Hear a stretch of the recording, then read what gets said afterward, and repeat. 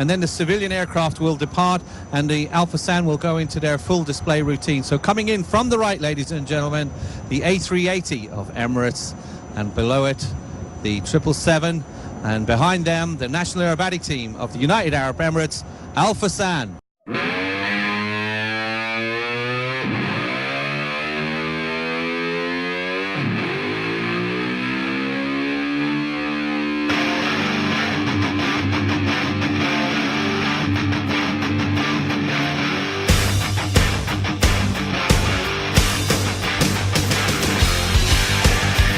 Yes, the father of the nation waving to us, and we're celebrating, of course, 100 years for Sheikh Zayed.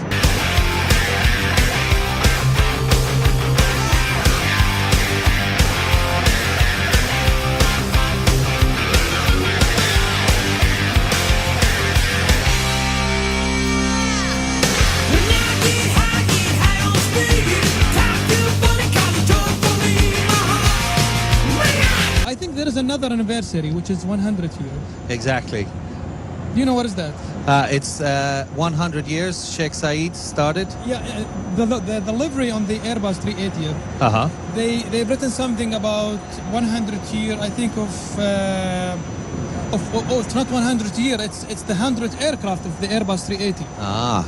That's why Sheikh Zayed is waving proudly, the father of our nation. نعم، وتحتفي طيران الإمارات أيضا بدخول عدد كبير جدا من هذه الطائرات، طائرة الإيرباص 380 التي تميزت صراحة بها دولة الإمارات، وشركة طيران الإمارات تكاد تكون شركة إيرباص تصنع ال 380 لدولة الإمارات فقط. ما شاء الله، الله يحفظ الجميع ويحفظ جميع مرتادي شركات الطيران عامة وشركات الإمارات بصفة خاصة. So now as you can see, the civilian aircraft, the Emirates, are moving away, heading out towards Jabal Ali, and that means that Alpha Sam will then reposition themselves and come running in, and then we're going to see the full display. And this is the first time I've seen them in 2017. I know they've been very busy though lately with the National Day. Yeah, we had the Flag Day, the National Flag Day, so I just missed them. I came around the corner and I could see, you see those vapor trails, the smoke, and I thought, I just missed them. So, if you haven't seen them before, Alpha San is the National Aerobatic Team of the United Arab Emirates. A very unique paint scheme on them. You'll see gold and black on the top of the aircraft, and underneath is the national colours of the UAE flag. The gold and the black on top of the Aramaki 339s, that represents, of course, the golden sands of the desert of the United Arab Emirates, and the black represents the wealth of the oil of the country that we've been blessed with. So underneath you'll also see the national colours of the flag.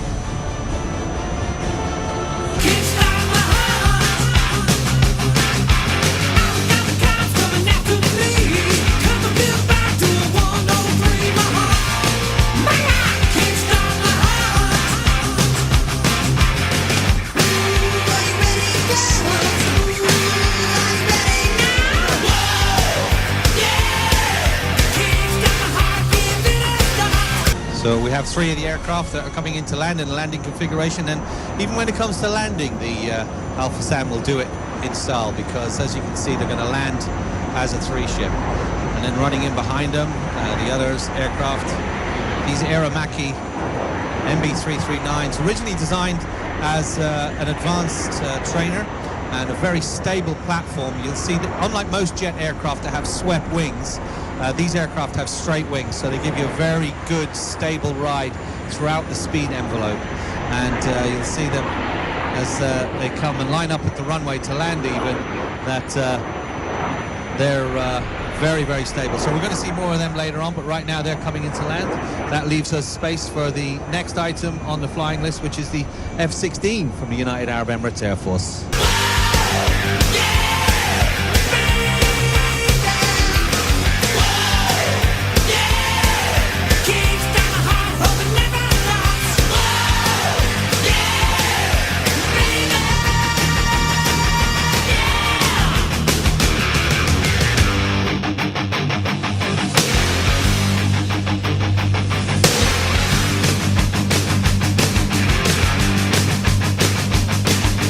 Skydive naked from a narrow plane.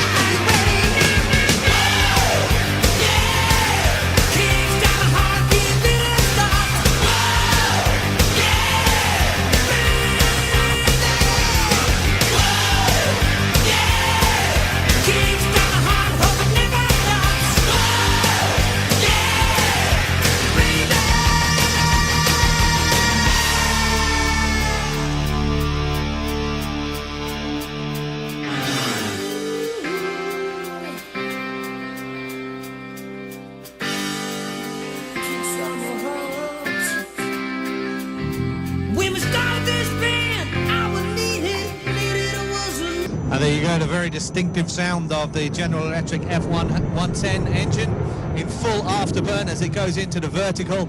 The F16, this is a block 60, so this is the most advanced version of the F16 that you can basically buy. There's a new version coming out of V, and also there's talk of an upgrade even on this aircraft.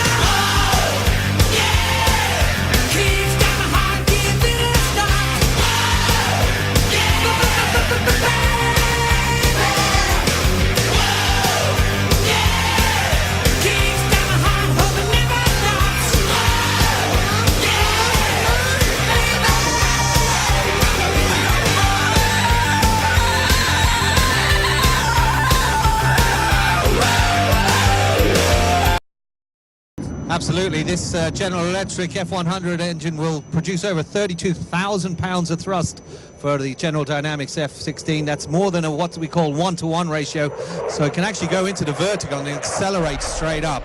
You can also see the very sharp maneuvering characteristics of the aircraft. The F16 originally designed as an air-to-air combat aircraft, but over the years has developed into a multi-role aircraft, and the Block 60 truly has multi-role capabilities, has amazing air-to-air combat facilities, but also world-leading air-to-ground, so it can do a lot of damage on the ground as well as to other aircraft in the air.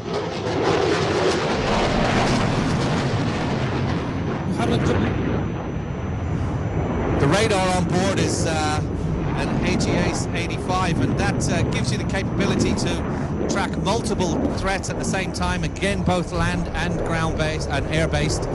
You could be flying over Dubai and you could be looking at targets on the ground the other side of Abu Dhabi and be tracking them. So incredibly powerful radar, and that's really the secret to this aircraft's success.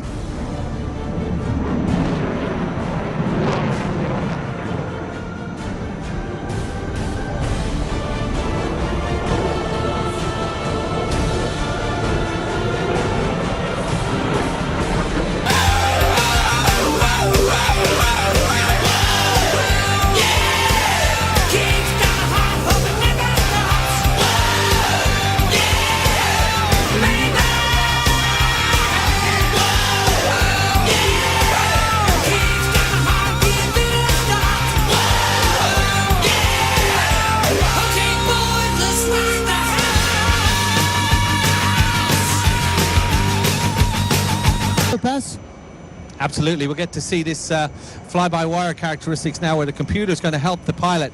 He's going to pitch the nose up, and he's basically going to be like maybe a couple of knots just below the stall speed.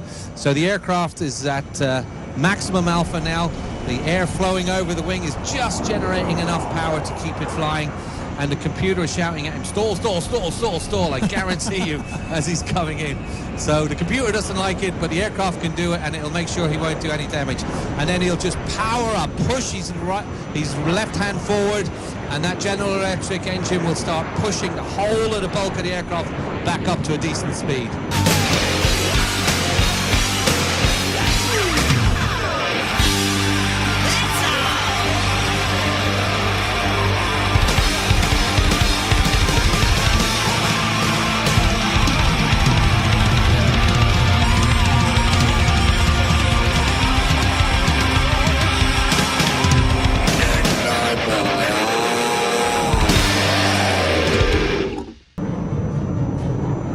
So you can see where that power to weight ratio comes in there. It basically went from a dead stop, just powered itself out of it.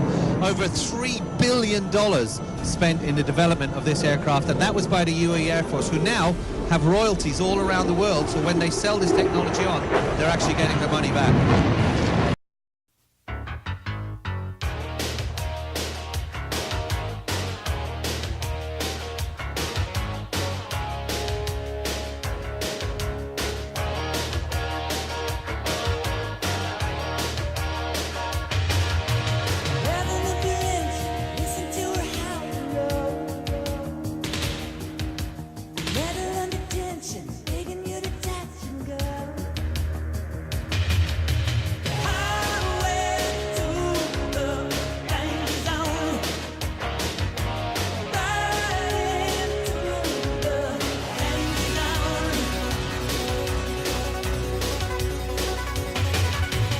Block 60. Amazing aircraft. Amazing. Do you know what I like best about this aircraft?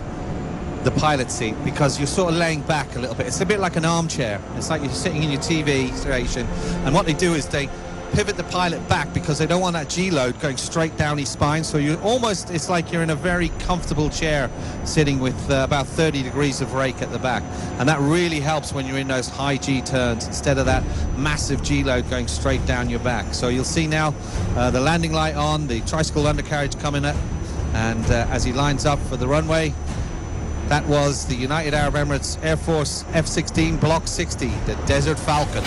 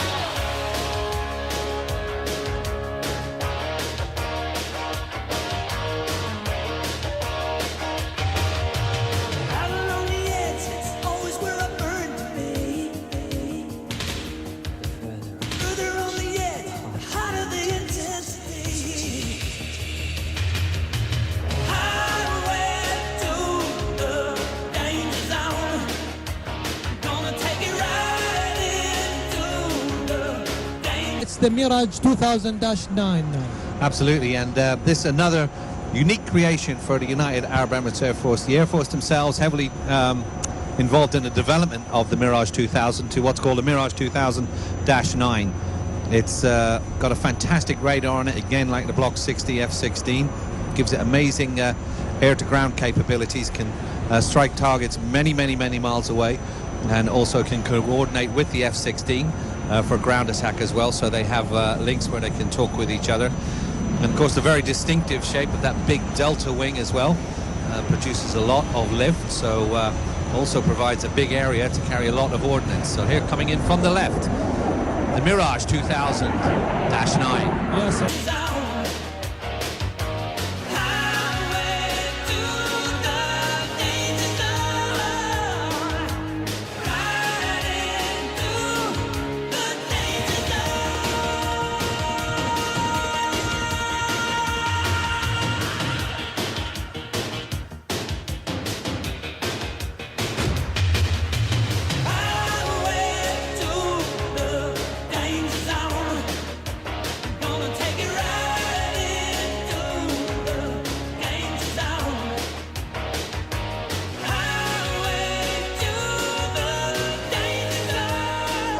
Absolutely. This aircraft as well, as you can see, very capable at low level, and a nice snappy maneuver as well. As I was saying, that big delta wing, you can carry a lot of ordnance underneath there. The Shaheen laser targeting pod is a favorite to be carried. Gives it a very good battlefield awareness, what's going on around it, and it can designate targets on the ground quite easily.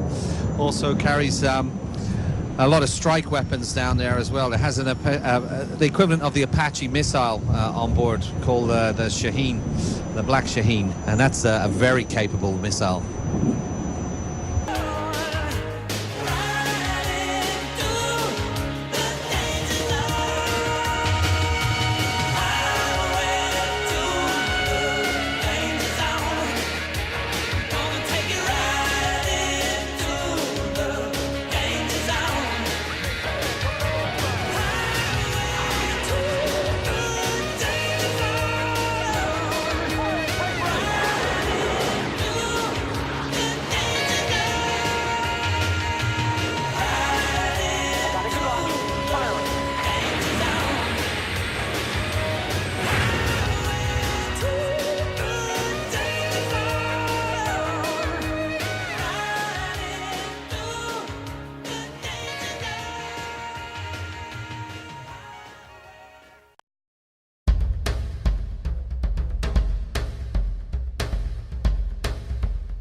That's the slow pass now? Yeah, watch as she comes around. She's positioning herself again for a slow pass. Oh, she's doing a rock.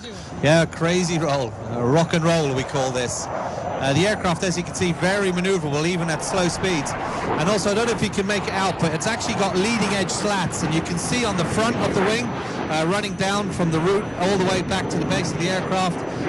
Unlike most aircraft, the actual leading edge has got slats in it, and that helps it a lot at slow speed as well. Great control. It's a big, big aircraft. If you get a chance, do go and have a look at it. I think there's one down in the static park as well. And once you get up and close personal to it, it's a real beast.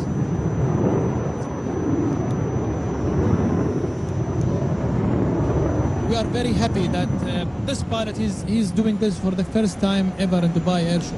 And what's the pilot's name? He's Major Nasser Matar al-Niyadi.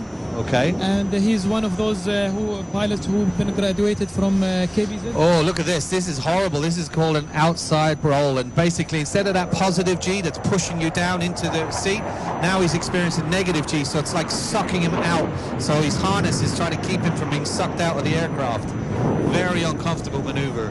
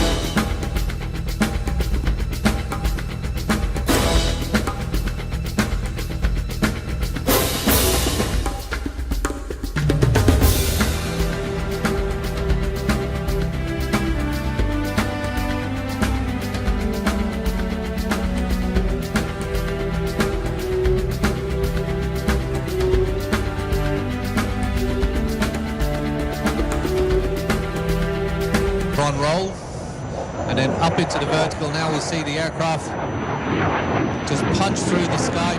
Beautiful weather here today in Dubai. We've really couldn't have picked a better day. The wind is just right, and as you can see, no problems with getting up into the vertical for the Mirage 2000-9.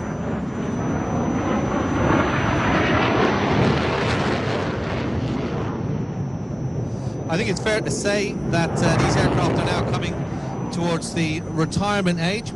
I would say within 5 to 10 years there's going to be a replacement. I was reading today in the journals that there's talk of the F-35 even maybe coming to the UAE. It was in the front of some of the journals here at the Dubai Air Show. And I think that's probably a fitting replacement for this type of aircraft, because it truly is a multi-role aircraft, and it's developed so much over the years. Remember, these aircraft came back were coming into service in the 80s. So that airframe and that technology, you know, so much has happened now in those nearly 40 years since this aircraft was developed.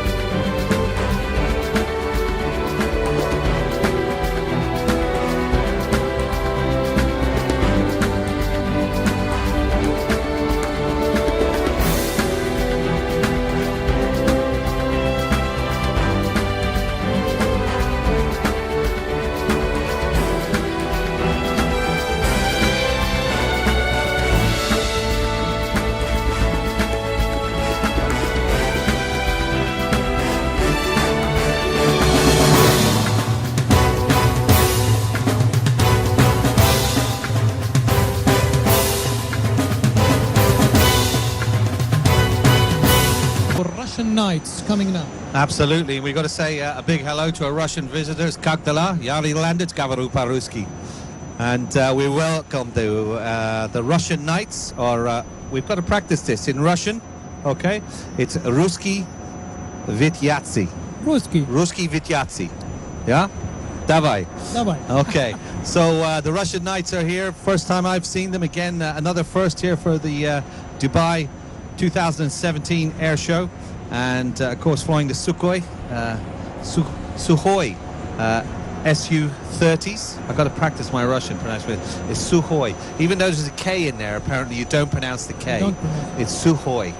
And I'm really looking forward to them. So this will be the Russian Knights. They're the national aerobatic team, obviously, of Russia, and flying these incredible Sukhoi aircraft. Very, very noisy aircraft. I'm warning you now.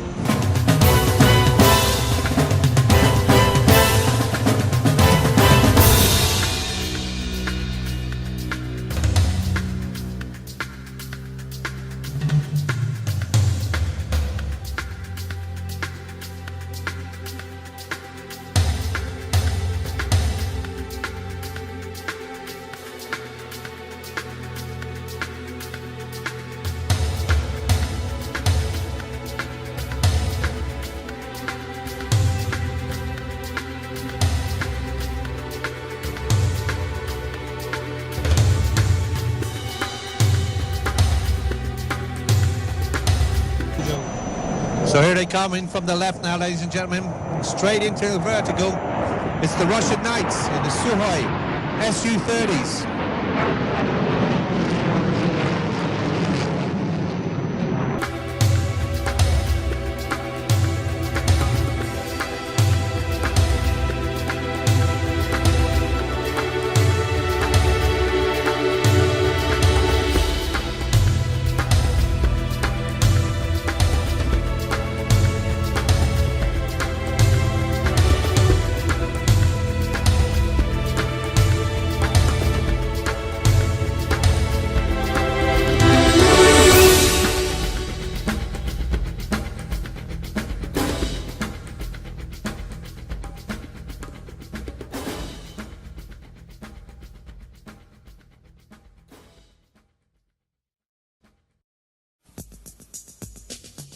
You can see even from this distance away, these are big aircraft. They're twin seat, obviously, and they're a twin engine, super maneuverable fighter aircraft built by the Russian Sukhoi Aviation Corporation.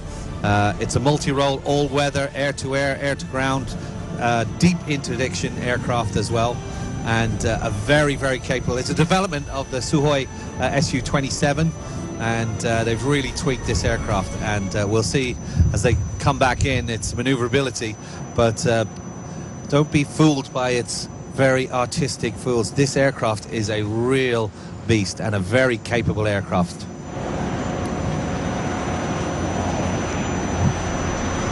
Now, as you can see, they're in their four-ship diamond formation and rolling in from our left-hand side soon.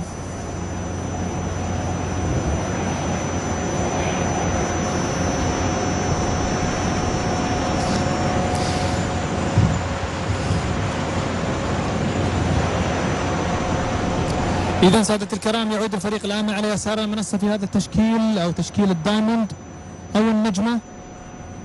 قدرات كبيرة، طائرة ثقيلة سادة الكرام، ولكن يدفع هذه الطائرة محركين لكل طائرة، محركين جبارين سادة الكرام. سنشاهد قدرة هذا المحرك بعد قليل. ولاحظوا كيف الالتزام بموقع كل طيار بالنسبة لإيقاع التشكيل. لا يدخل الكمبيوتر هنا سادة الكرام، لا يوجد حاسوب يتحكم بالطائرة. هنا مناورات يدوية يقوم بها الطيارين، تبنى على المدرب والتعلم في بقاء كل طيار بالنسبة لموقعه من قائد التشكيل. Amazing maneuver. That's unbelievable. I mean, you got to think how fast those aircraft are going. It's a bit deceptive, but it looks like they're actually stuck together. They're flying as one aircraft. The team leader is leading them, and the people on their left and their right and also underneath, believe it or not, they're not actually looking that much where they're going. All they're doing is they're looking at their team leader, and they'll pick a point on that aircraft, his wingtip or the top of his fin, and then they'll just match that, and they will not move from that. So whatever the team leader does, he's number 2, 3 and 4 will follow him. That's true airmanship.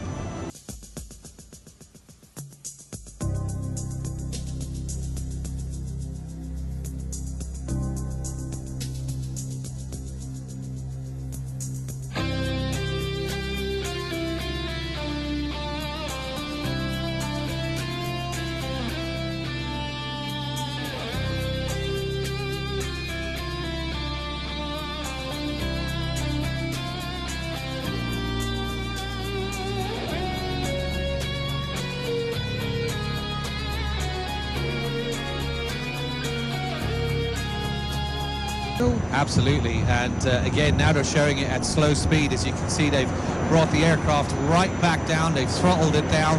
The landing gear is down. This is what's called a dirty pass in diamond formation. And just on the edge of the stall, that canard formation, the little wing at the top of the aircraft, just underneath the pilot, working hard. You'll see the computer controls making that flick, but that was a pretty slow pass for such a big aircraft.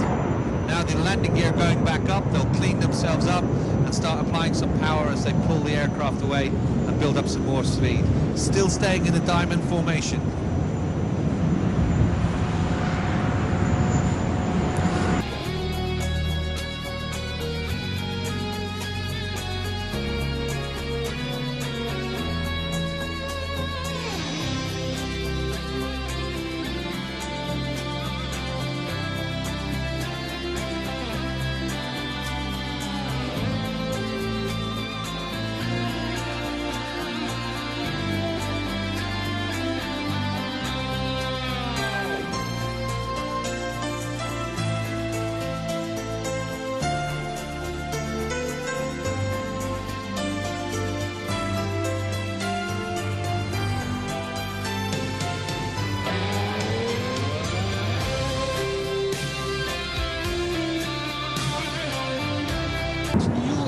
They just joined, I guess, a few months ago. Yeah, exactly. Like I said, originally they used to fly the Sukhoi 27s, Su-27s, but now they've upgraded to the 30.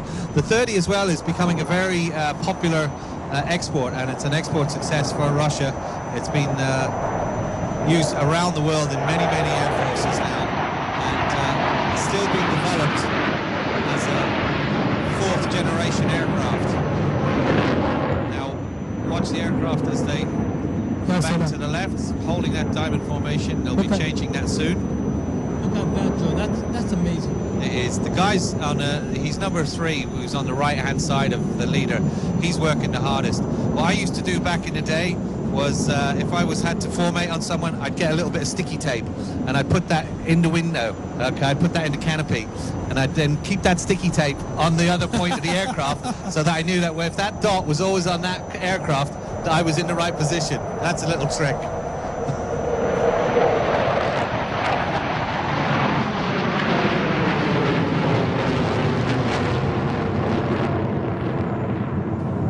Wow, that is truly amazing. Going over the top, because as they're powering up and going around, the changes in the speed is quite marked, especially as you're coming down over the top of that loop.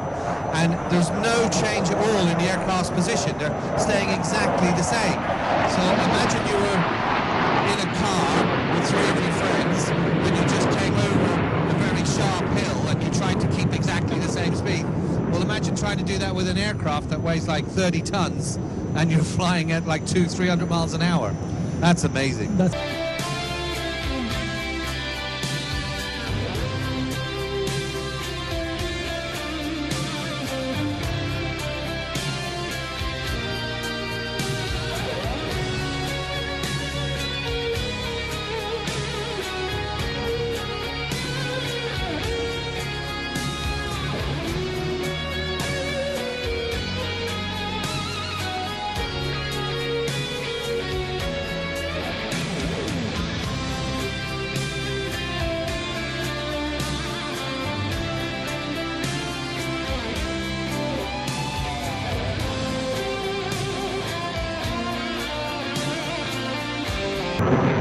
Beautifully controlled barrel roll in formation.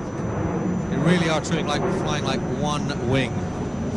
Now, I know there's a lot of people here that have a few quid in the bank. Okay, so if you're interested in buying one of these, they only cost $37 million each. Okay, you can have them in any color that you want. Okay, and for $37 million, I think that's a bargain. Can I pay by credit card? I reckon you could. I probably think you have that amount of money, Colin. Yes, I think you do.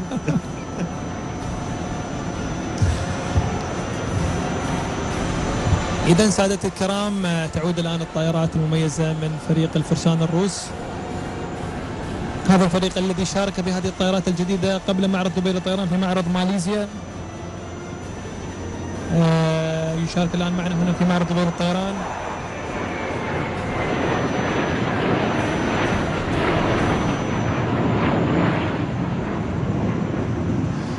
also we have the Sukhoi is down on the static display as well, so if you want to see the aircraft, don't forget you can still visit them on the static line as well. And like I said, once you get up close to them, they are huge. They're really, really big. A lot bigger than you think they are.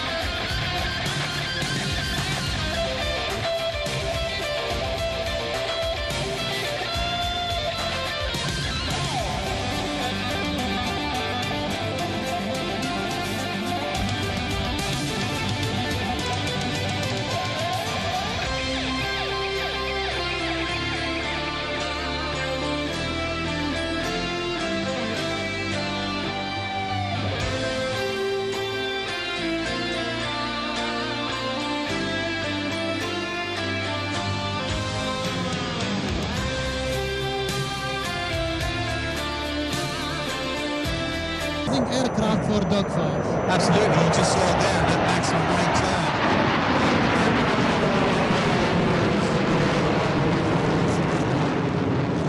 Fourth generation fighter, and it was originally designed to take on the F-15 Fighting Eagle, of course, which is known around the world as one of the best dogfighters there is.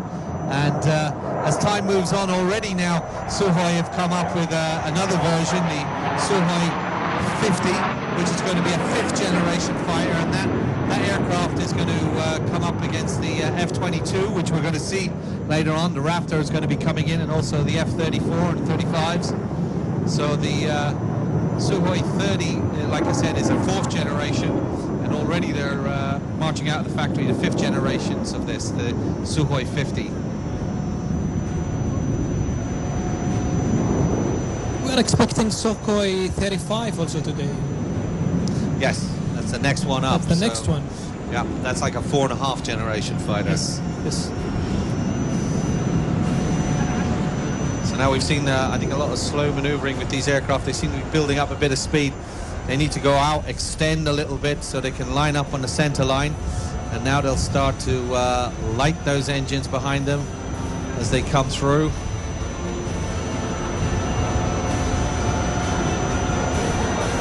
Keeping formation all the way. And rolling. Look at that. Aileron rolls. Perfect in formation. Now, what are you flying these days? Are you still flying the transports? Yes, sir. Yeah. And do you ever do rolls like that in your C-17s? Well, not really. Not yet. Not yet. Now I've given you an idea.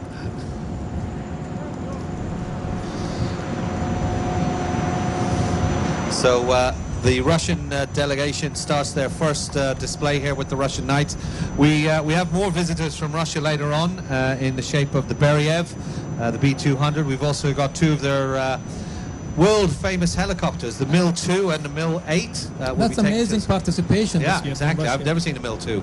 It's really, really good to see our Russians here. And of course, they got the Antonov, the new Antonov, taking to the sky as well, the 123. The 132, sorry. نعم، مشاركة كبيرة سيادة الكرام من روسيا الاتحادية التي تشارك بعدد كبير من الطائرات هذا العام. لدينا طائرات هليكوبتر هذا العام من روسيا، طائرتين، ولدينا طائرات أيضا من قطعي. إذن الآن القيام بهذه المناورة والانفصال من هذا التشكيل بواقع 3 مجموعات، طائرتين ومن ثم طائرة في كل اتجاه.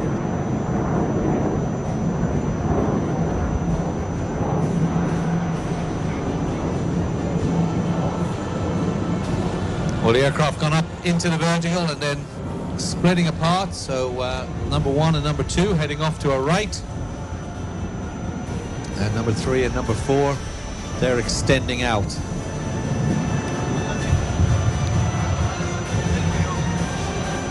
طبعا شارك هذا الفريق سادة الكرام في الكثير من المشاركات الأخرى حول العالم.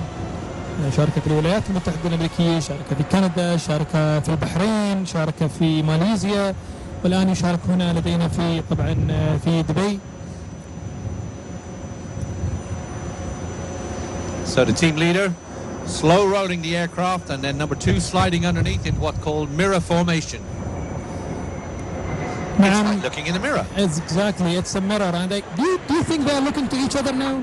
I think he's waving. You know, in Top Gun, when the guy goes upside down, then he takes his camera out and he takes a picture of him. That's Tom Cruise. While apparently doing a 9G maneuver. That's Tom Cruise. Yeah, that's what they're doing. He's reaching for his camera.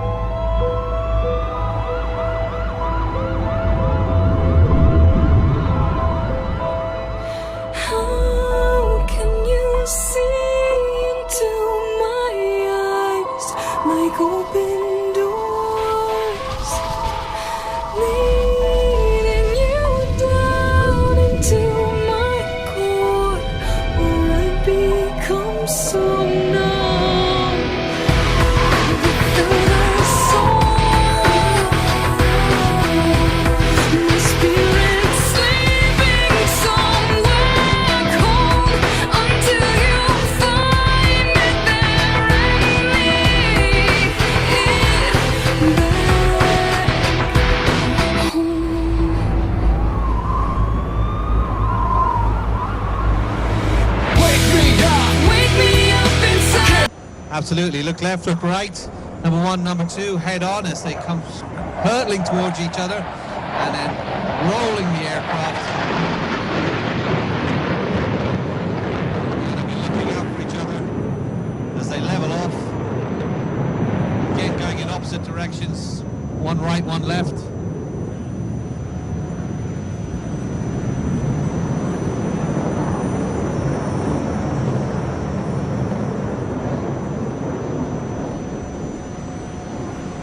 Here they come, heading towards each other again.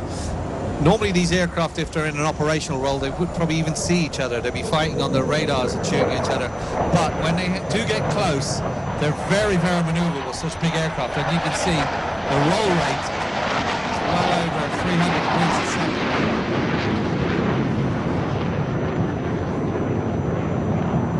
The earlier versions had it's called vector thrust, so you can actually move the nozzle. Now I know that they've kept a small amount of vector thrust, maybe 5 degrees in any direction, and that really helps them in tight turns. So it's basically directing the gases that are coming out of the jet from behind.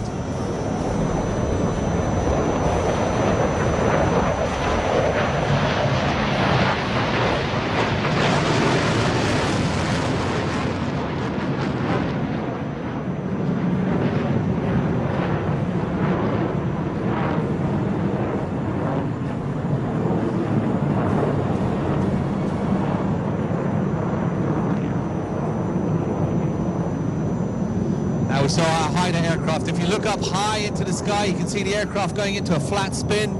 So he's throttled it back and it's actually tumbling down through the sky now, keeping the horizontal in that flat spin. That's pretty amazing. Normally you don't want to do that in a jet because it stops the airflow going through the engine, and that's a bad thing because the engine will stop. But this aircraft obviously has combated that, so you don't get compressor stall and the aircraft just throttles back up and moves away.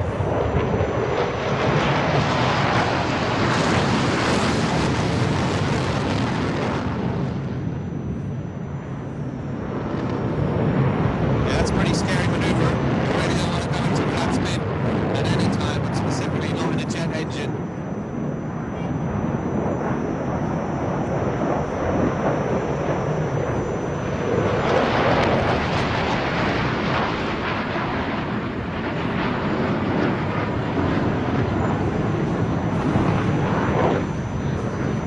now as number one moves away to the right. You can see how tightly that can turn, and it looks like it's almost going to stall. It's right on the edge of a stall in that turn. You've got to keep that airflow over the wing to keep the aircraft generating lift, but there's so much power in both those engines, it can literally just punch its way through. So, as long as you apply the power and keep it in that tight turn, the aircraft's still going to stay in the air and it's not going to slide out. So watch now as he goes into the vertical, it's going to pull back on the throttle. Now we're going to get into a stall turn. Watch the aircraft, throttle back, throttle back, throttle back, power off into the neutral. Now it's going to do a tail slide. It's sliding back into its own vortex. The aircraft slowly sliding back. Now introduce a bit more power. Power, power, power. You can hear the engines throttling up, and he's flicking the aircraft back onto its back. And there you go. Now you got lift and power. That's what happens when you got enough power that you can actually defy the laws of aerodynamics. Aircraft need air going over the wings to generate lift, but in that case he was actually using the engines to generate the lift and just pushing himself up, like balancing on the top of a very, very small pole. That's a lot of thrust. It's a lot of thrust, but it's also a lot of very delicate maneuvers, because he's keeping the aircraft vertical and just balancing it on the jet thrust.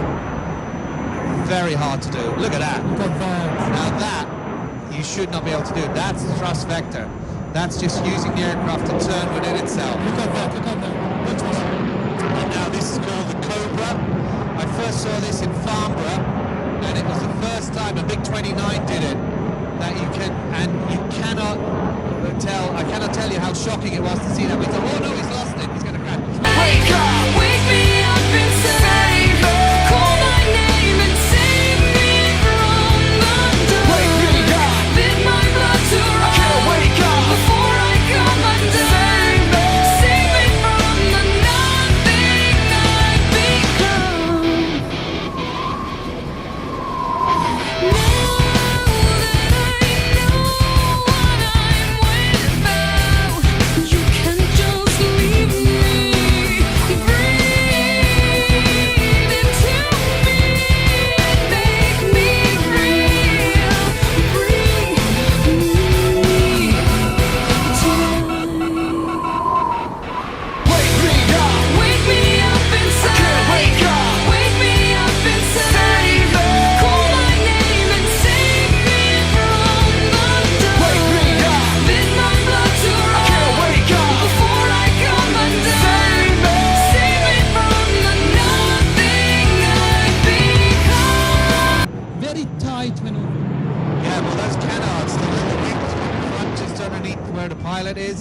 That canard is, think of it as a little extra steering wheel. It's especially a slow speed. It gives you a lot more control in the slow speed arena, and it's a really, really big help.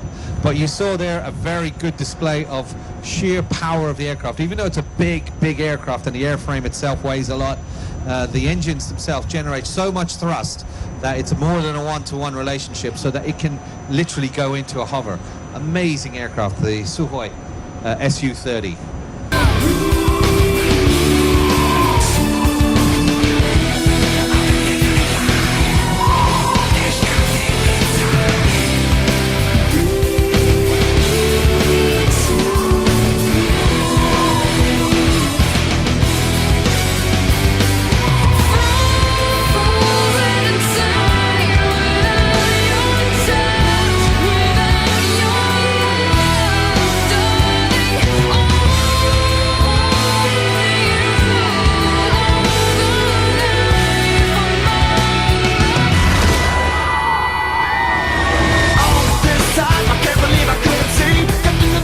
You can see the air brake was deployed.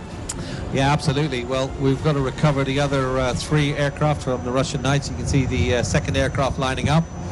Nice big wide stance as well on the undercarriage. You can see that it's got quite a wide stance. There's military, there's naval versions as well of these aircraft, and that's why they have those sturdy, big, wide gates. Makes landing on the carriers a lot easier. You'll see as the aircraft comes over the threshold and gets to where it wants, a big air brake pop up behind the canopy. That'll reduce the aircraft speed rapidly. help him slow down. So number 2 safely down, number 3 lining up. And as our Russian knights come to an end of their display, coming up next, the Raphael. But you were there in front of me. I've been sleeping 1,000 years, it seems. Got to open my eyes to everything. Without thought, without a voice, without a soul. Don't let me die here. There must be something more. Bring me to. Wake me up. The Raphael. Do you know what the translation for Raphael is? Gust of wind. Yes. A gust of wind. More than a gust of wind if a Raphael was coming after you, I tell you. I think it's not only a gust of wind. I think it's the gust of the storm. Yeah, or Something burst like of fire is Maybe? another translation. Yeah.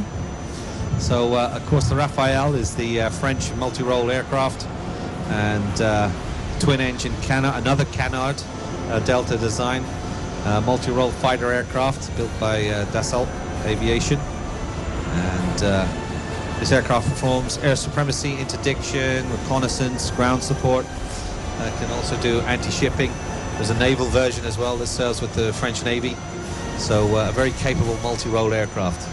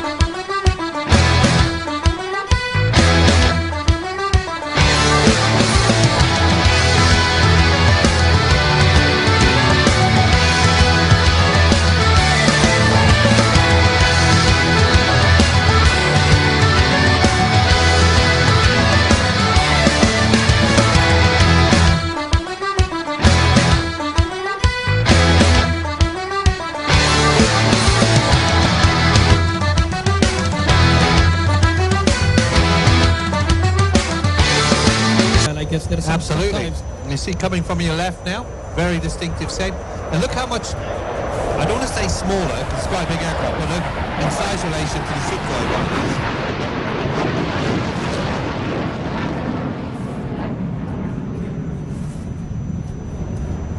is. Yeah, the naval version also, I think it's going to be in service with the Indian Air Force, because they're going to be buying Rafales as well to get their aircraft carrier up and running.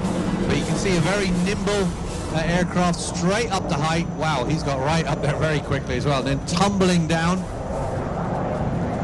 Very snappy controls. Again, that canard formation. Little bit of in it. You can see with that big delta wing, but it's got the little canards in front. Gives it superb control. You saw that roll rate there as it was going away from us. Really does. The Sukhoi, not quite as crisp as that. This really does turn the corner. This is like an F1.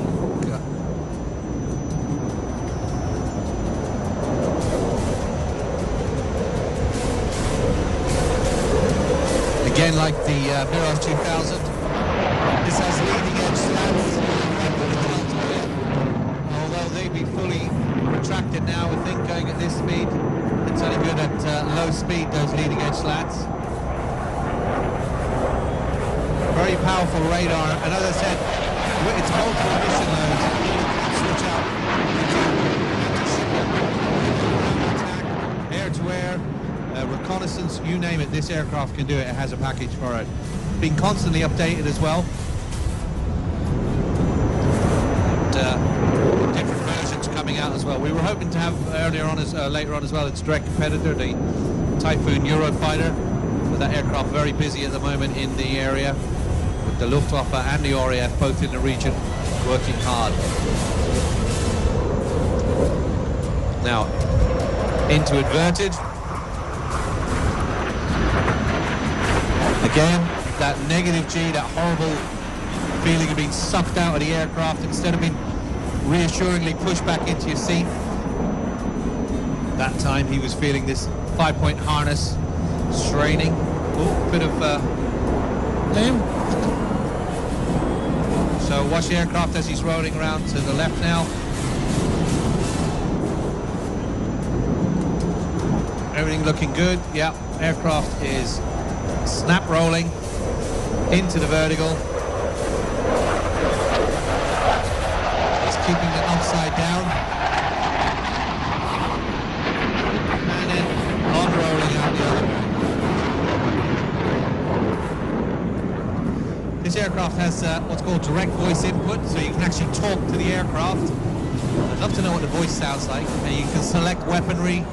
You can select different setups for the radar, and all by just talking to it. It leaves the pilot free as well.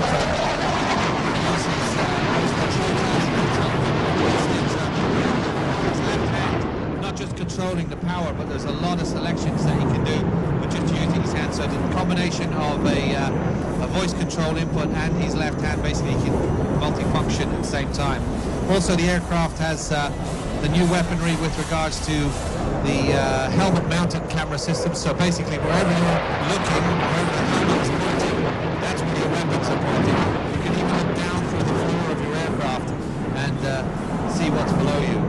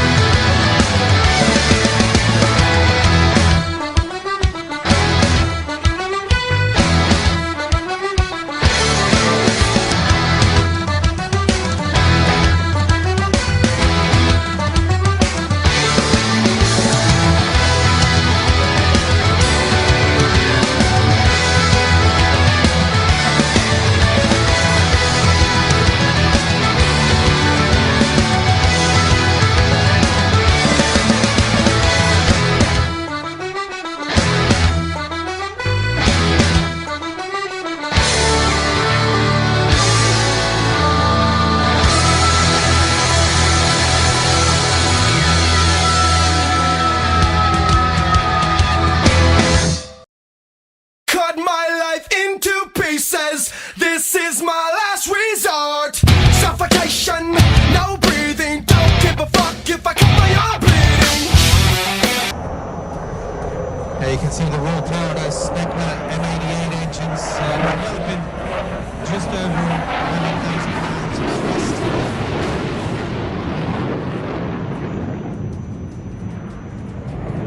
Pushing this nimble fighter straight into the earth. Maximum rate turn. The aircraft, or the pilot reclined in the aircraft. To offset the G-load.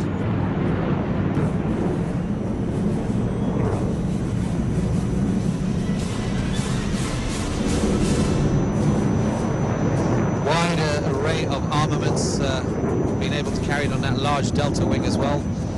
As in the Mirage 2000, you have a big surface area to play with, so you can have multiple attachment points.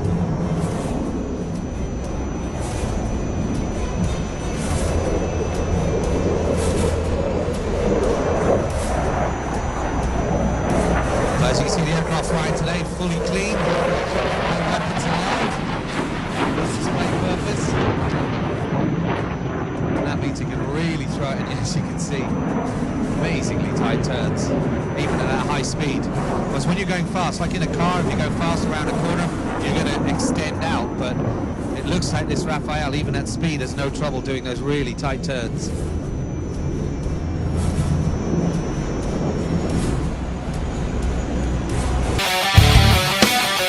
This is my last resort.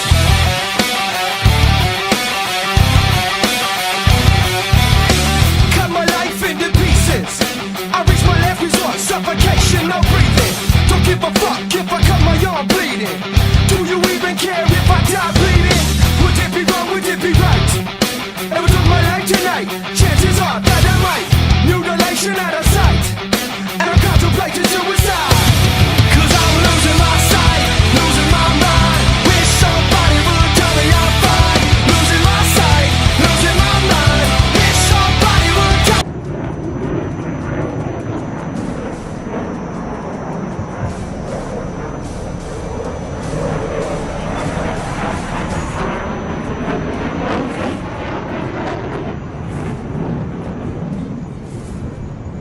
Maximum rate loop there by the looks of it, and as if 14 hard points to attach a weapon wasn't enough, it also has a 30mm cannon inboard, so it doesn't spoil the clean lines. So also capable of doing ground strafing with that. نعم 14 نقطة تحميل سادة الكرام للذخائر المختلفة، وغير ذلك هنالك رشاش في مقدمة هذه الطائرة المقاتلة والهجومية، وتعود الآن هذه الطائرة للهبوط. So it's coming back for landing. Absolutely, gear down at the top of that. As you can see, he popped it and lining up on the runway. Very nice display, very tight, and you can see the difference just in the size and also the sharpness of its turns between that and a Sukhoi.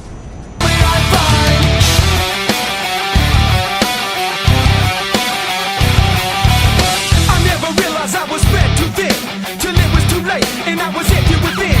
Hungry, feeding on chaos and living in sin. Downward spiral, where do I begin? It all started when I lost my mother. No love for myself and no love for another. Searching to find a love on a higher level. Finding nothing but questions and devils. Cause I'm losing my sight, losing my mind. Wish somebody would tell me I'm fine. Losing my sight, losing my mind. Wish somebody would tell me I'm fine. Nothing's alright, nothing is fine. I'm running and I'm crying. I'm crying, I'm crying, I'm crying, I'm crying. Generation plus. Now we're expecting also today to see the F-22, which comes from the 5th generation. Absolutely, that'll be second time we've seen the aircraft come flying through, and it's a pretty amazing aircraft. But finally, we've sort of drifted out of the military aircraft type of things now, and we're going to welcome our first civilian aircraft to the flying display, and it is, of course, the Airbus A350. This aircraft now really the showcase for Airbus's work. Very popular aircraft, comes in many variants, the 900 and the 1000, and the 900 in particular, the A350-900, very, very popular. Look to your left, ladies and gentlemen. This is not a normal departure that you would see from Maktoum Airport. You would definitely be spilling your water as you were taking off like that. So that's just to show us the power available to the aircraft, and you can see it's taking to the sky. Second time we've seen this aircraft here. It was here again last 2 years ago, and good to see it back. The word is that it's going to be forming a large part of Emirates in the future, and I'm sure we're going to be hearing some announcements over the next 5 days here at the Dubai Air Show. إذا سادة الكرام الآن إلى الطائرات المدنية وطائرة الإيرباص 350 شاركت في معرض دبي للطيران، ولكن ضمن العروض، ولكن كانت ضمن العروض الأرضية. الآن نشاهدها هذا العام تطير هنا في أجواء دبي. هذه الطائرة التي تعول عليها شركة إيرباص الكثير أتت حقيقة لتنافس طائرة البوينغ 777. هي تقريبا تتشابه معها إلى حد كبير، محركات كبيرة، بدن عريض يعني هنالك 2 آيل أو ممرين داخل الطائرة، وسعة مقعدية كبيرة بالمقارنة مع الطائرات الأخرى. هذه غير الإيرباص 380 دورين، هذه دور واحد، ولكن مميزة اقتصادية بشكل كبير. تحاول إيرباص أن تكسب الكثير من الزبائن وتكون الماكينة التي تولد النقود والمداخيل لشركات الطيران كما كانت وما زالت طائرة البوينغ 777. So they wish to be like a money maker machine. Yeah, absolutely. I think the days of four-engine long-haul aircraft are pretty much coming to a close, and with the reliability of modern engines, and also with legislation changes coming into force, it's going to be really pretty normal now to do long journeys with just two engines. And the A350 is positioning itself against the 777, as you said, and also the new 787. And this is Airbus's answer to those Boeing aircraft. مميزة جدا سادة الكرام، كل شيء مختلف في هذه الطائرة، حتى طريقة التصنيع اختلفت، المواد المستخدمة مختلفة تماما، دخلت الألياف الكربونية بشكل أكبر، تقريبا شملت كل بدن الطائرة. تبقى فقط المحركات وبعض الأجزاء الأساسية التي يراد أن تبقى على حالتها الطبيعية من المعادن. أما كل بدن هذه الطائرة من الألياف الكربونية هي ألياف طبعا تعتمد على الكربون فايبر، كما يعلم أغلب المستمعين. مجموعة من الألياف تضع فوق بعض وتدخل في عملية انصهار معينة لتصل إلى صلابة أكبر وأقصى حتى من الفولاذ والحديد، ولكن طبعا هنالك أيضا خصائص أخرى للكربون فايبر. Lots of carbon fiber flying here. Absolutely, and as Khalid was saying, carbon fiber forming such a large part of this aircraft's production and how it's actually made. That's really that's the sea change in aircraft production at the moment, and that's what gives us the possibility of having such a large aircraft with just two engines, because of the weight reduction, and also without that weight you can carry more fuel, more distance. So it's sort of this perfect storm of new production techniques coming along involving carbon fiber, the more reliable, bigger engines being able to go further as well, and that means you can get aircraft like this that are now going to be flying from here to New Zealand non-stop.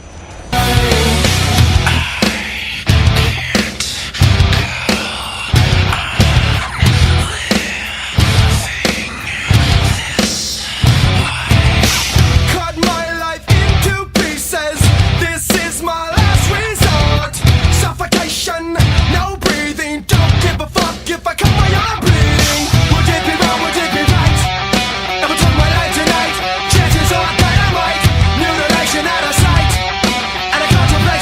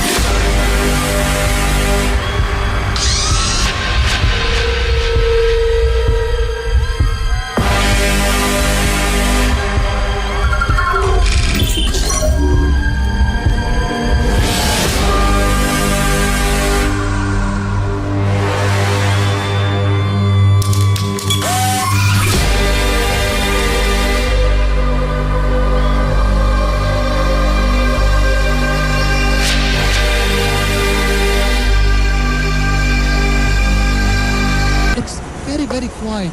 Do you believe that? Do Yeah, you absolutely. With these high bypass engines, that's a big bonus on them. And also, so many environmental restrictions coming in around the world now. That's not just an accident that's happened. That's designed into the engines because there's a lot of places that you won't be able to go to unless you're actually that quiet. And quite rightly so, because the technology is available. It doesn't have to be particularly noisy, especially in the landing stages.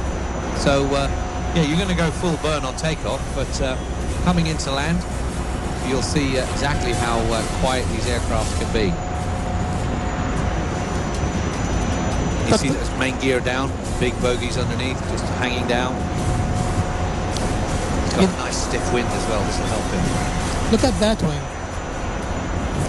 Yeah, those wingtips now, they're just always, they'll save about 1% of the fuel bill over the life of the aircraft, which is a huge amount of money.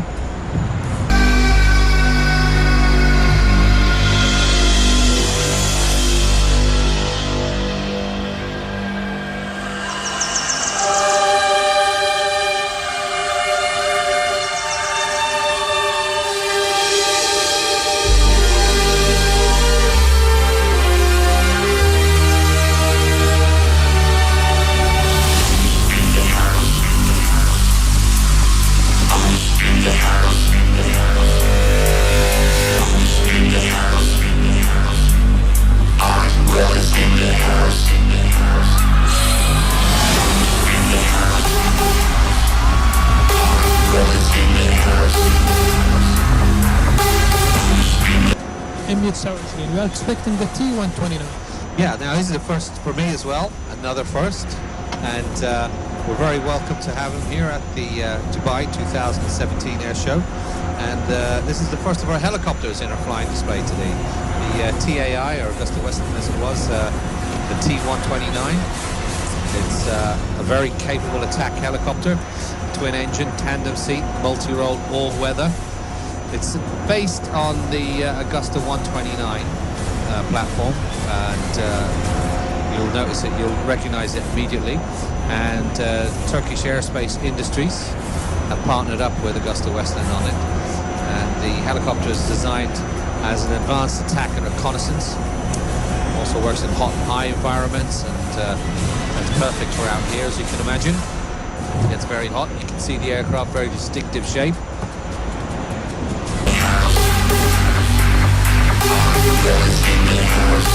What's up, Miami? Miami, if you guys are ready to party, can I get some hands up in the air? 1, 2, 3, let's go!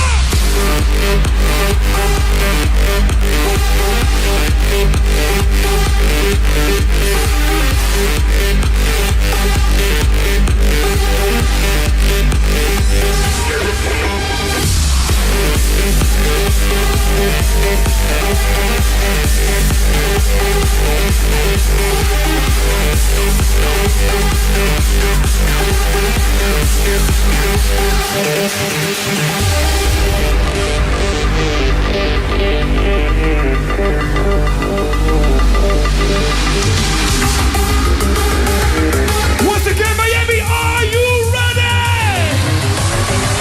Let's go!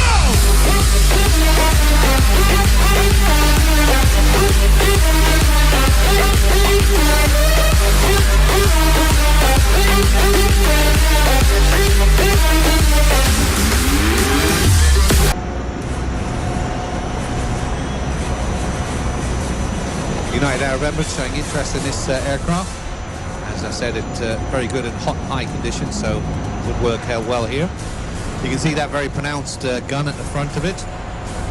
That's a 20mm 7.67-inch three-barreled Gatling type gun. The aircraft carries about 500 rounds. As you can see, highly maneuverable. Maximum speed, as most helicopters really are not that fast because of the laws of a disc. It's still pretty fast for a helicopter though, 151 knots. So it'll cruise at about 145 quite happily, and has a range in excess of 300 nautical miles.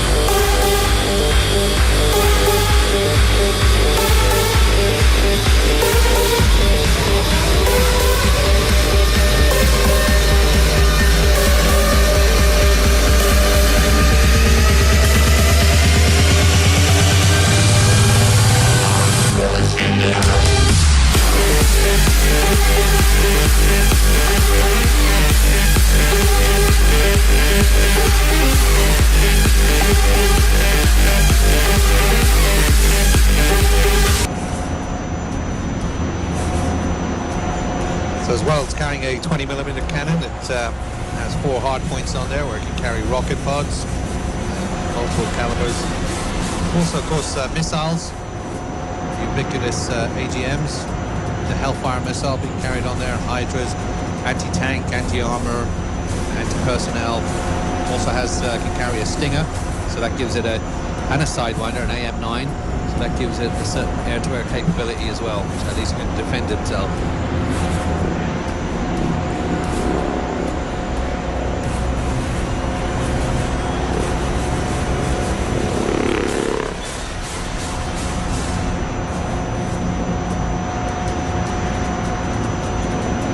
As the AH-64, the same layout as that, the Apache, you've got the gunner at the front, sitting there underneath, or on top of his gun, I should say, and then the pilot in the back.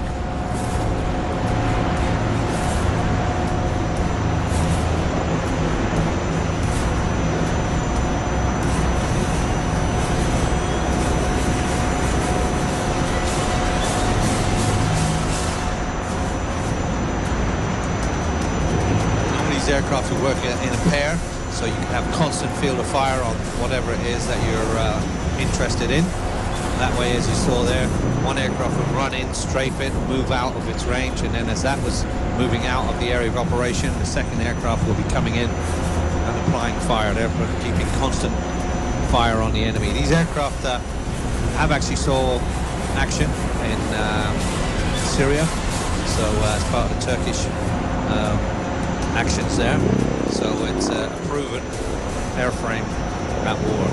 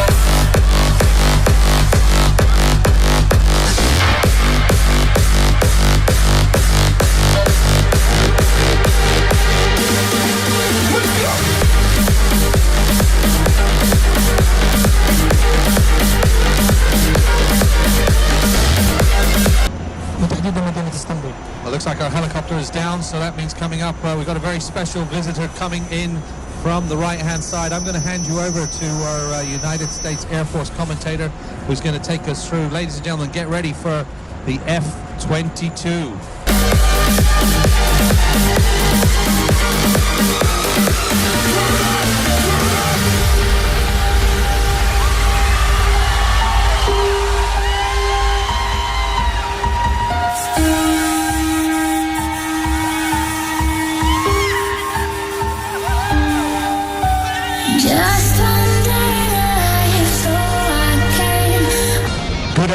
ladies and gentlemen, on behalf of the United States Air Force.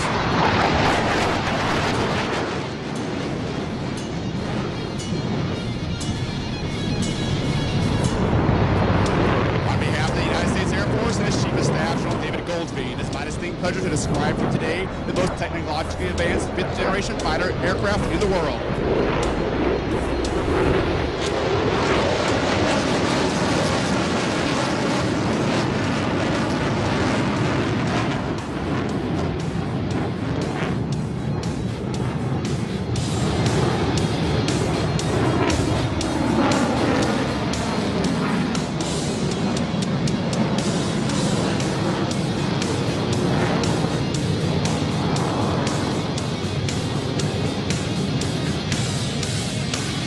The F-22 Raptor's mission is air dominance. It supports our Army, Navy, Marines, Coast Guard, and Air Force and allies to freely operate in today's joint fight anytime, anywhere. The firepower of the Raptor comes in a combination of 8 missiles and up to 8 precision satellite-guided bombs. The F-22 also has an internal cannon capable of firing 6,000 rounds of 20mm ammunition per minute. It's a true first look, first shot, first kill weapon system.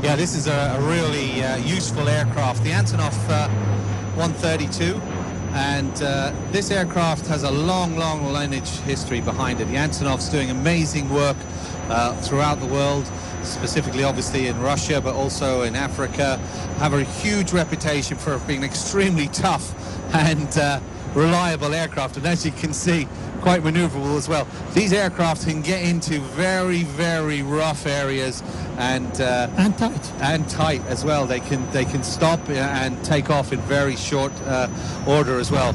And this aircraft is a sort of mix of everything, because what they've done is they've taken that incredibly tough airframe and very, very good layout, and they've applied some westernized engines to it, a Honeywell cockpit. So it's really a beautiful aircraft inside. Mechanically, it's incredibly sound, and also the airframe itself can take a lot of punishment.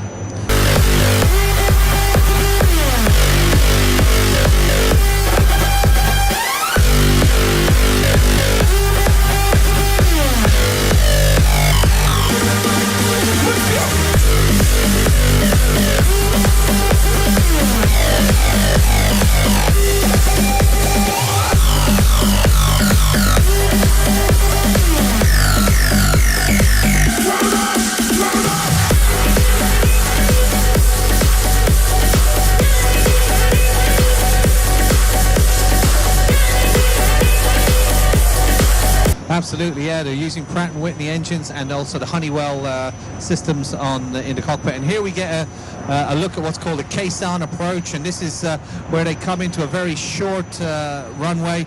Normally, if there's some hostile fire going on, you don't want to be low level to the ground, so you point the nose down, bring the aircraft in on a very, very steep angle, and then throttle back and pull the nose back up at the last minute.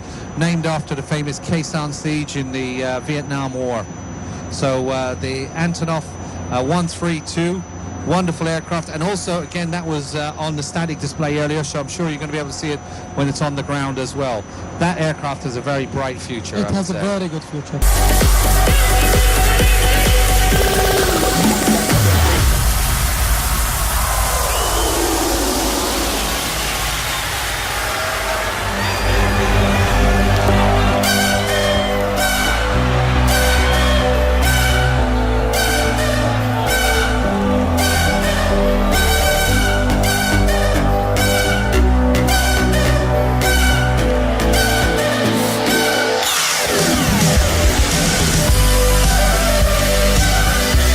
Okay, so coming up next in a whole week of firsts for me, you know, with the Chinese and with the C2 and with the Antonov 133, this aircraft is completely new for me. It's going to be very important for the UAE, because the word is that this aircraft is going to be actually manufactured in the UAE.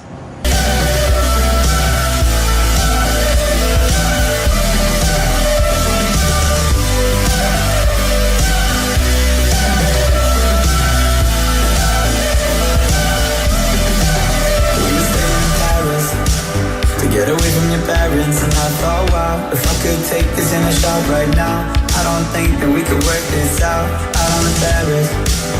I don't know if it's fair, but I thought, how could I let you fall by yourself? Well, I'm wasted with someone else. Here we go down, then we go down together. They'll say you could do anything, they'll say that I was clever. Here we go down, then we go down together. We'll get away with everything. Let's show that we are better.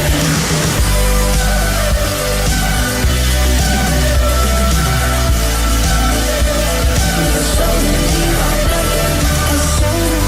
It has almost everything.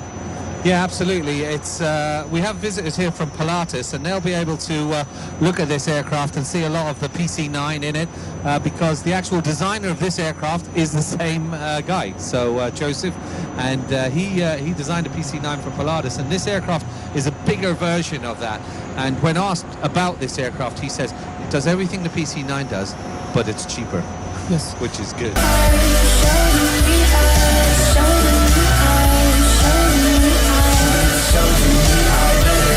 If we go down, then we go down together.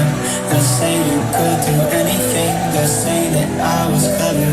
If we go down, then we go down together. We'll get away with everything. Let's show them we are better. We were staying in Vegas.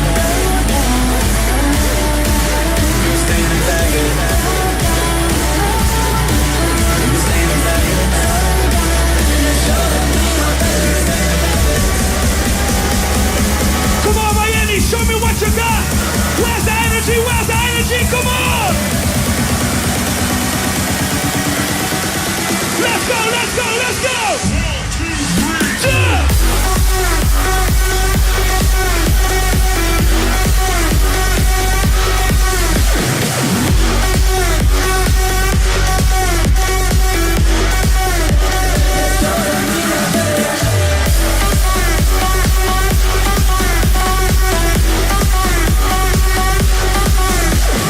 طويلة. It can stay quite longer than the normal aircraft when you compare to the same category. Absolutely, because it's about 20% bigger than the PC-9, and its primary role is going to be like an advanced trainer.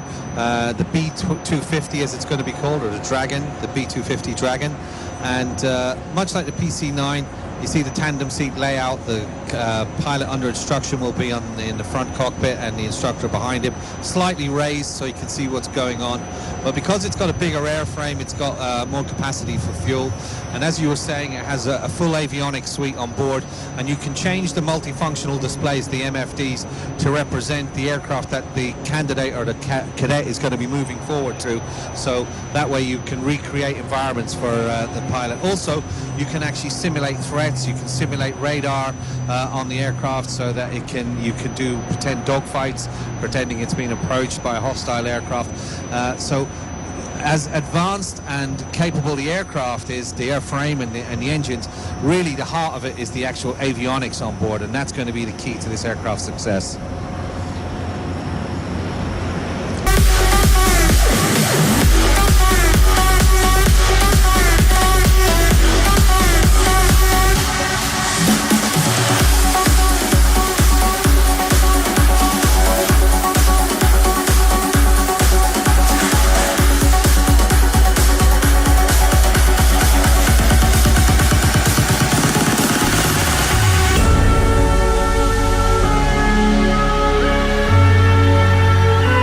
It's the time of the year again.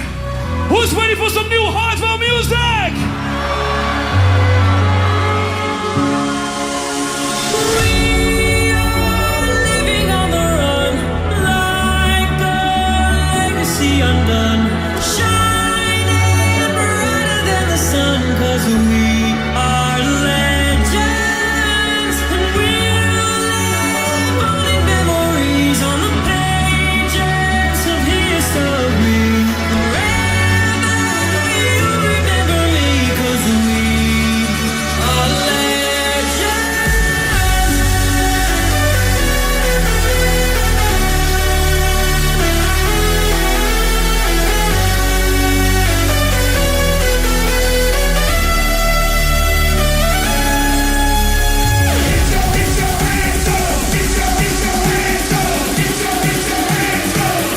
Get your hands up!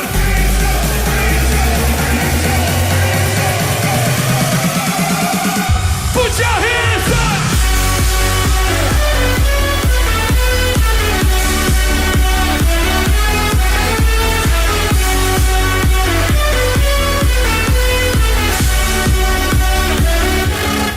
This is a quite good step for UAE.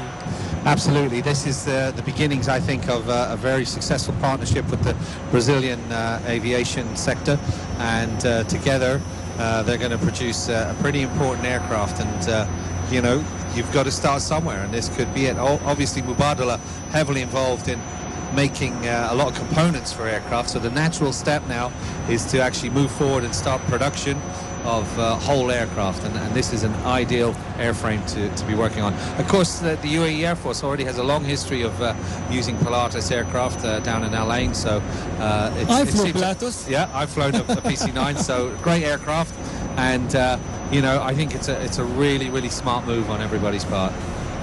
نعم، نتمنى طبعا لبدر 250 التوفيق. نعول عليها الكثير حقيقة. مواصفات واعدة حقيقة لهذه الطائرة، فيها كل شيء. نتمنى لهم التوفيق، وطبعا الكثير من المعلومات الأخرى إن شاء الله سترد خلال الأيام القادمة من العروض الجوية التي بدأت اليوم. So we hope you're enjoying the first day here of the 2017 Dubai Air Show. Great static display. I've got to say a big hello to all the guys in the Orbis aircraft. They're doing some great work. It's a flying hospital for eye patients around the world. Do go and say hello to them. They do amazing work, and that actual aircraft, that Orbis aircraft, has an operating theatre on board. So now you see this very distinctive shape. This is some pages of history here.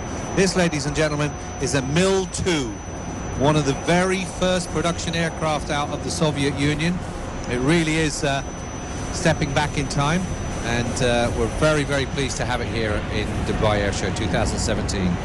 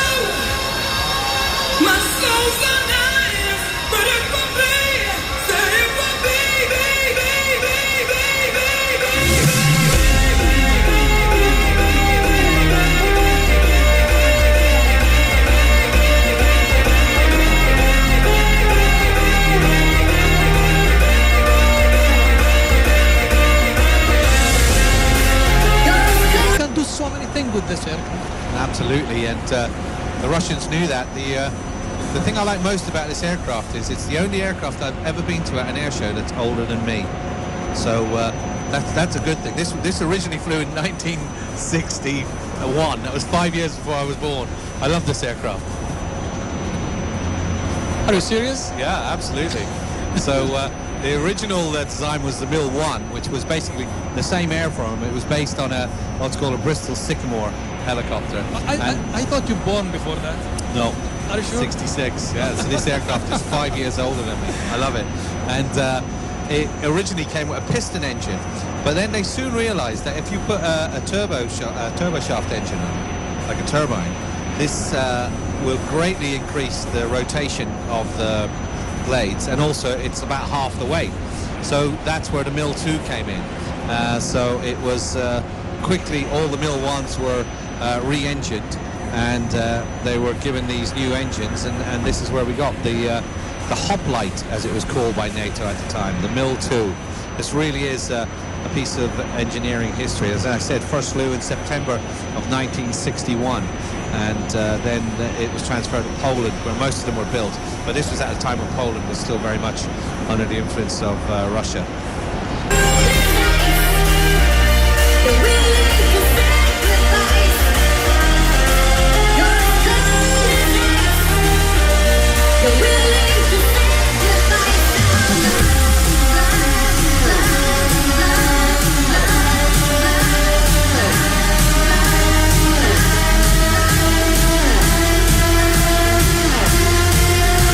That's right, Ultra, you know what to do. Get your hands up. Get your hands up.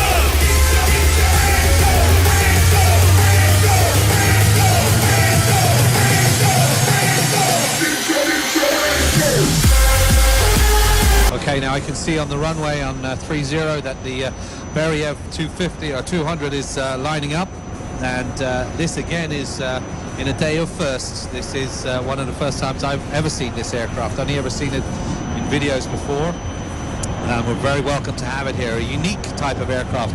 It's an amphibious aircraft, so not just capable of taking off from the land, but also can land on water, and that's its main function really. It's what's called a water bomber, so it'll land on the lake, just skim across the lake, and as it's doing that, it's taking on massive amount of water, and then it'll fly over any hotspot or any fires and dump its load, and then just go back to the lake and skim across the lake. So in effect, a very, very effective fire engine, a flying fire engine.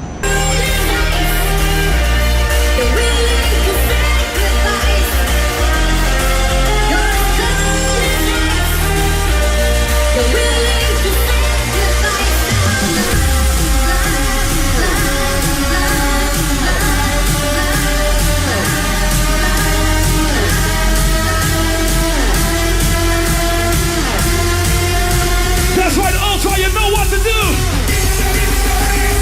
Get your hands up. Get your hands up.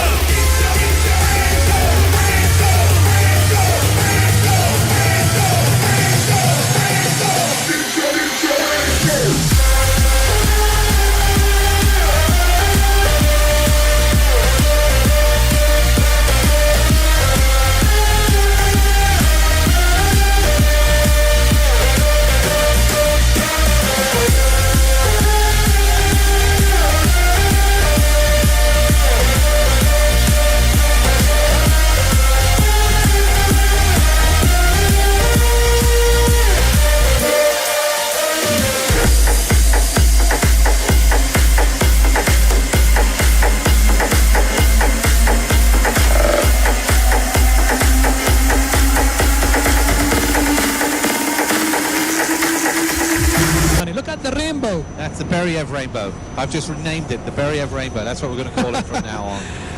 Oh, it's a double rainbow. Look, I can see two. Okay, now first time ever in Dubai actually. So the BE200, as you can see, very specialized aircraft.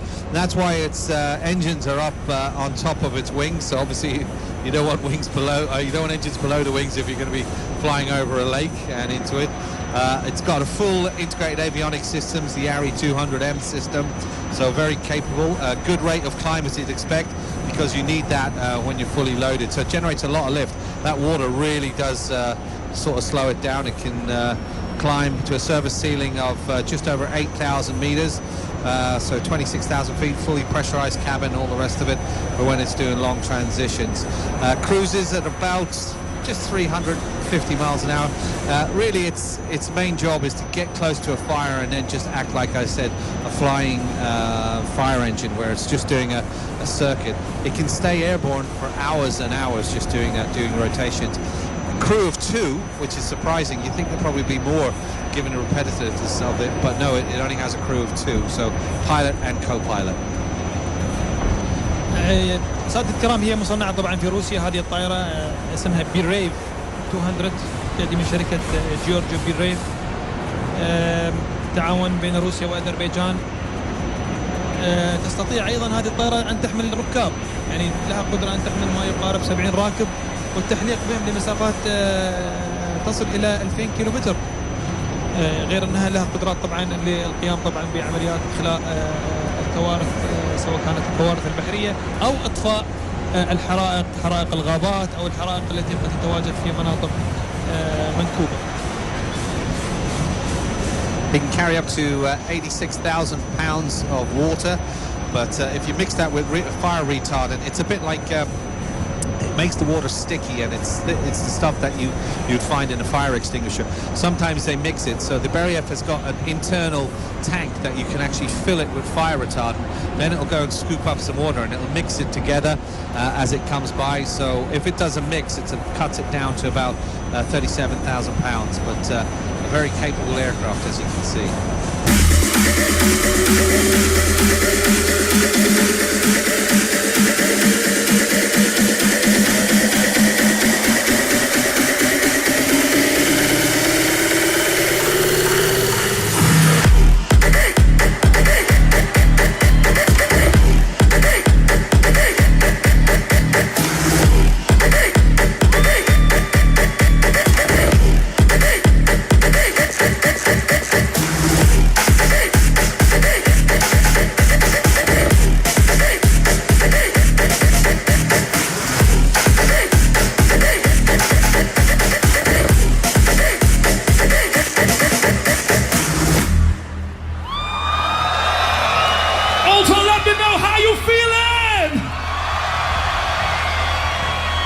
If you guys enjoy yourself, can I get some hands up in the air right now? From the front to the back, from the left to the right, Ultra, Miami, let me see your hands!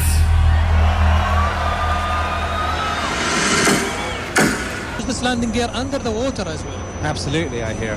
It's amazing. Amazing aircraft. Very good to see it here. I must get that guy's number. He'd be great to water the lawn. Can you imagine how much gardening he could do in one hit? He would just fly over the house, do all the windows and the lawn at the same time. Perfect. Okay, so coming up next, we're going to be moving back into the military role, and one of the hard hitters here this weekend, the Sukhoi Su-35.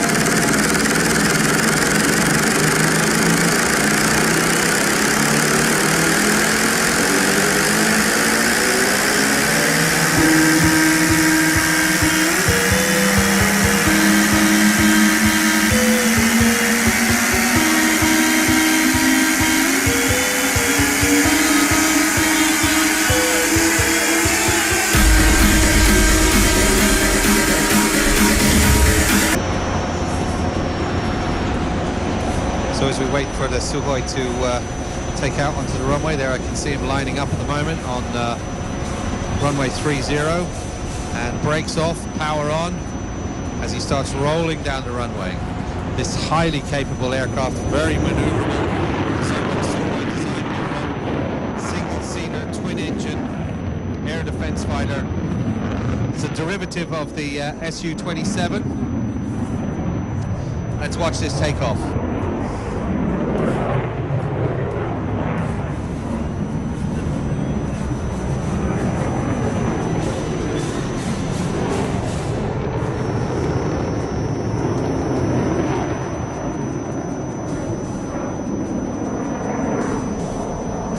So you saw straight up into the vertical. These massive engines just pulling that massive airframe through the sky without any problem at all. That's right, Aldo, are you guys ready to jump? 1, 2, 3, jump!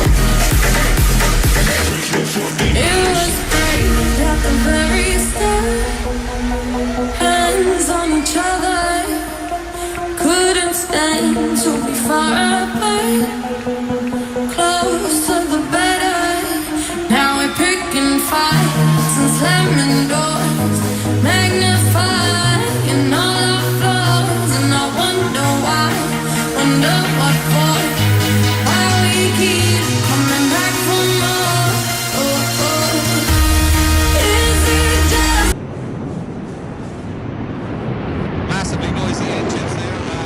Aircraft themselves, you can see in its Air Force markings. Guns on board include an internal 30mm auto cannon with 150 rounds. It has 12 hard points. Also 2 wingtip rails for air-to-air missiles.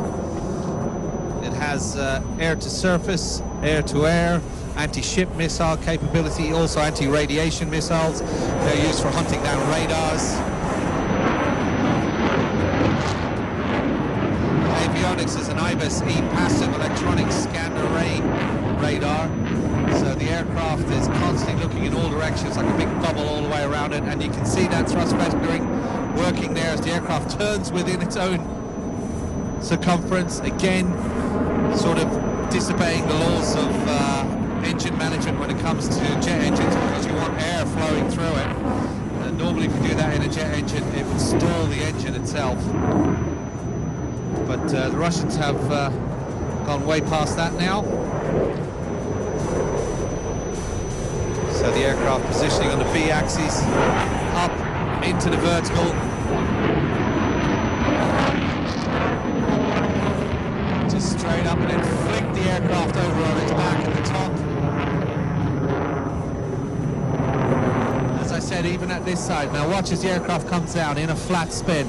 The aircraft tumbling down, keeping the aircraft's nose up and just falling straight down in a flat spin, rotating the aircraft using the rudder, and then as the aircraft pitches down, the aircraft starts regaining control, air flowing over the wing, and it punches the power and moves on.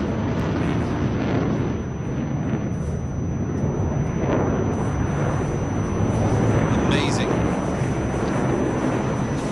It's a pretty big aircraft. It's just over 20 meters long with a wingspan of just over 15 meters. Fuel capacity of 25,000 pounds. That's on just internal tanks alone, so if you put some extra pods on it, we'll be able to go down a little bit further. Also has obviously full air-to-air refueling capability. And the noise is coming from those 2 SAP AL41 afterburning turbofans. And each one is developing over 31,000 pounds of thrust with afterburner. Maximum speed in excess of Mach 2. So twice the speed of sound.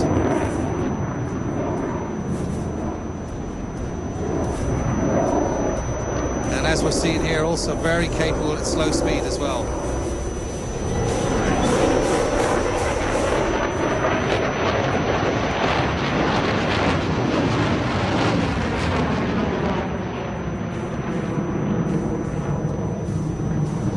Without the afterburner, you're still capable of 19,000 pounds of thrust.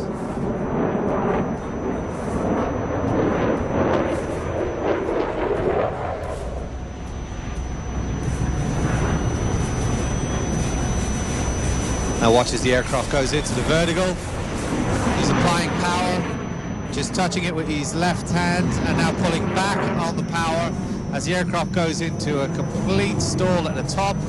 Now keeping the nose up, he's just dropping the power off a little bit to let it slide back on its own tail. And just drifting the aircraft now, purely using the power of the engines in full afterburn, like 31,000 pounds each, so nearly 60,000 pounds of thrust to keep that aircraft hanging there like a helicopter. Then he just drops the nose, pushes the stick forward, and then that thrust is now translated into forward movement. And then we go into a wing over. Normally those are maneuvers that you would see in like competition aerobatic aircraft, like small little piston aircraft that are super light but powerful. Very, very unusual to see that sort of slow maneuver wing over in such a big aircraft.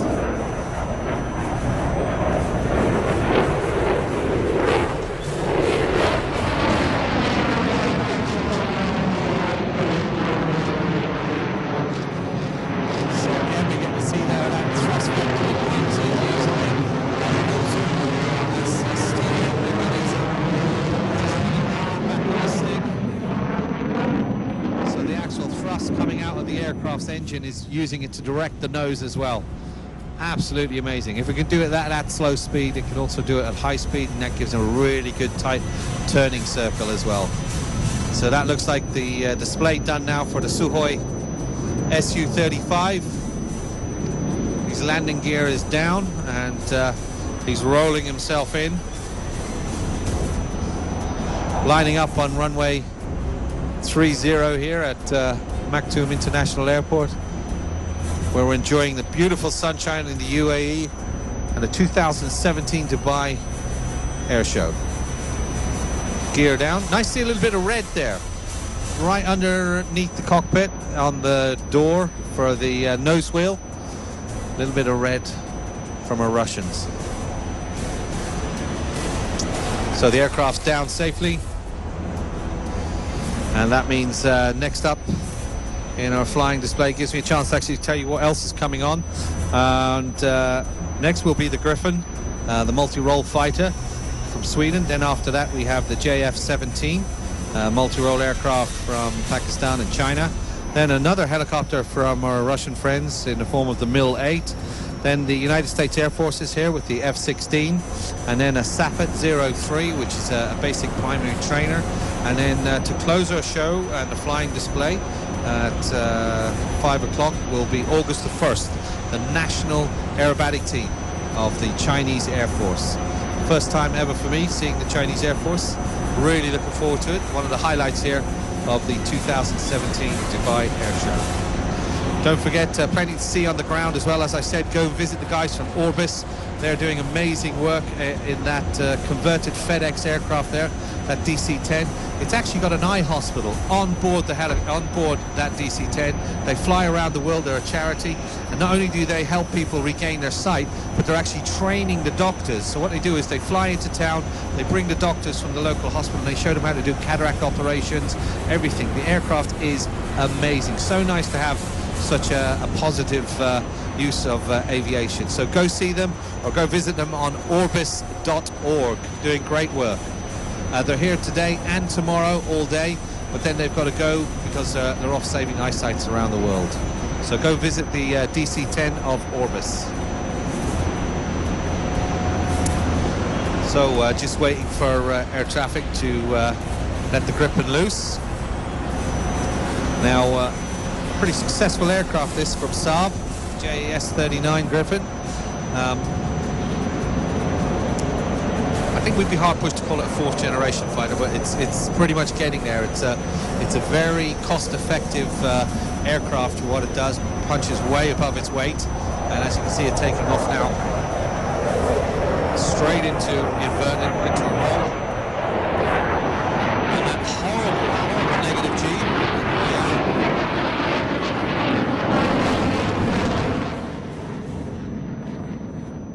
The first thing you'll notice is it's obviously a single engine aircraft. This helped keep the cost down, and also you can build the airframe around it. Makes it a lot easier for maintenance as well. And this aircraft, as you can see, again another canard formation with those little winglets up front just underneath the pilots. Very nimble aircraft as well.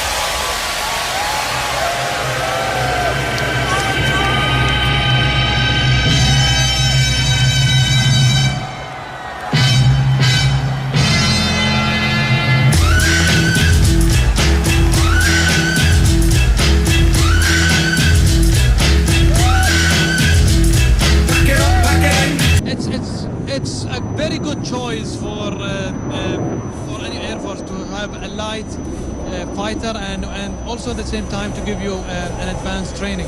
Absolutely, it's a very capable aircraft, and we saw the Hooایی earlier on developing about 60,000 pounds of thrust with those massive engines. This aircraft, maybe 11,000 pounds of thrust from that single engine, but you know, when it comes to capability, this will fly at Mach 2 as well. You know, same as the Sukhoi, and you can see because it's such a smaller airframe, it's very, very nimble, great rate of turn, and because of what the work they've done with the canard formation, it gives it great maneuverability at high speed as well.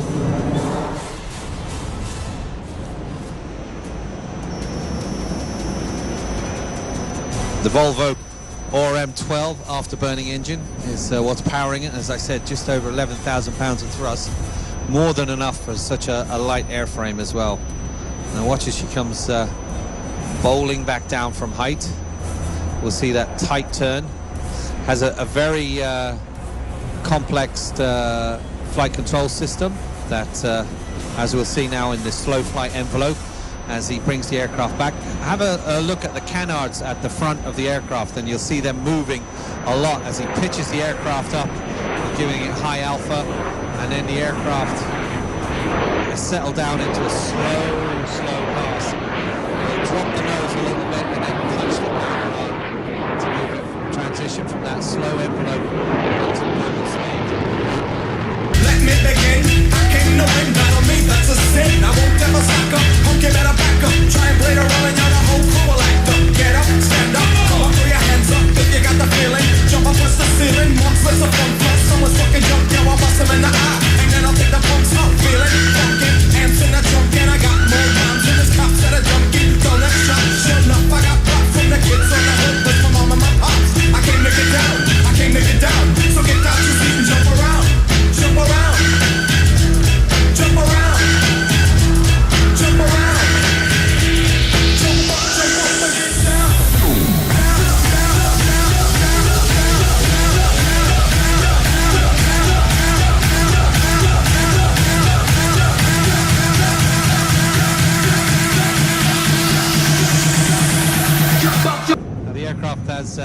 hard points on board where you can attach a lot of ordnance, missiles, the usual sidewinders and Maverick missiles, and also a lot of anti-ship missiles can be strapped to it. Bombs, anything up to the GBUs, the paveway 2s. So it can carry a lot of ordnance.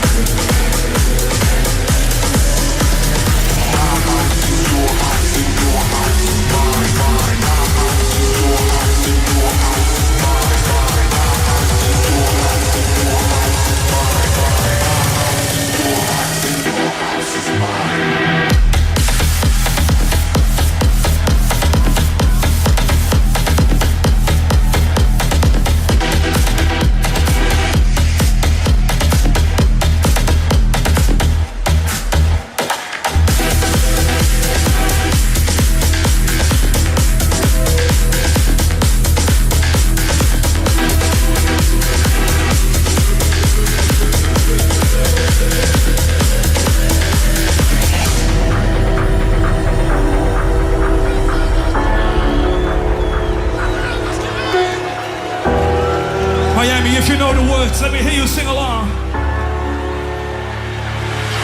When I was a boy, I dreamed of a place in the sky, playing in the fields, battling with my shields, bows made out of twine. I wish I could see this world again through those eyes, see the child in me, in my fantasy, never growing old. Will we ever feel young? Happy again to be here. Absolutely, and the Pakistani Air Force are here in force because I know they have a little chalet down here just to the left in commentary position. I went, had a look at their static display as well. On the left. And there it goes, up into the sky. You can see very distinctive shape.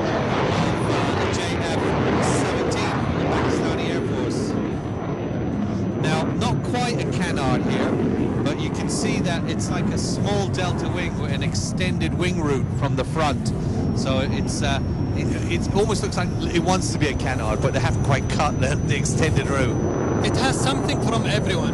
Yes. Will we ever feel young again? Will we ever feel young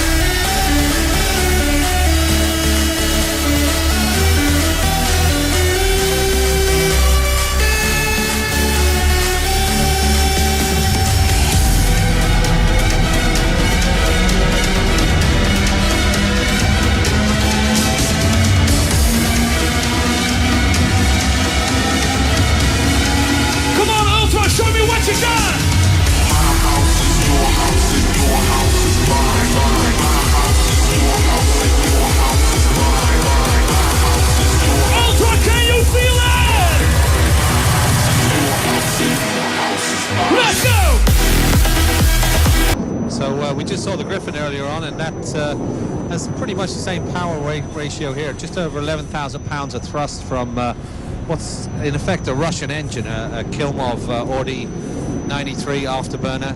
And as Khalid was saying, it's a bit of everything. Like they said, the Russians were also involved, we were told, in the development stages, but mainly it was Pakistani and the Chinese coming together. They had a use for a particular type of aircraft that they designed this crude one, as we can see. Not very wide, it's about just under 10 meters wide. It has wing tips for missiles as well, where you can put your sidewinders or equipment on them. G limit of 8 down to -3 G. Internal fuel capacity just over 5,000 pounds, which is not particularly good, but it can do ferry ranges in excess of 1,800 nautical miles. Maximum speed of 1.6 Mach.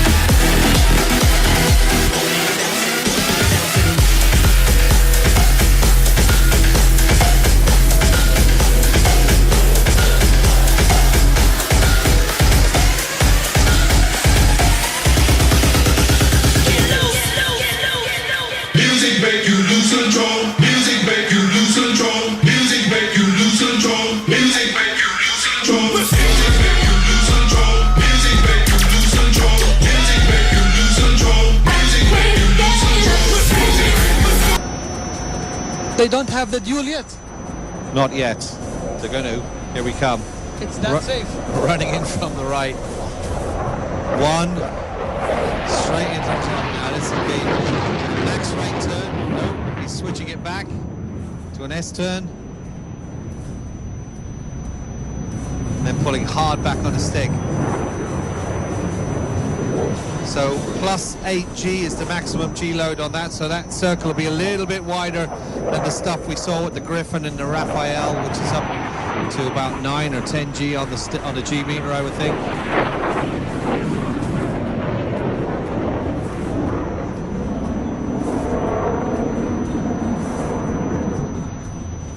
Now the aircraft powering back. So as he comes around, I think this is going to be a slow pass.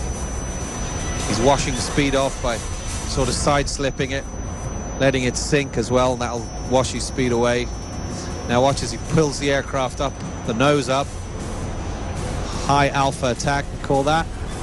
And then just throttle back. Again, it's got flyby systems, so computer is helping him here not stall, but he's not going to be more than 5 knots off the stall as he's just pitching it forward, pulling back, and then watch, we'll see the power come onto the aircraft, then he'll drop the nose and then return the airflow back over the wing. Just powers up and goes into the vertical instead.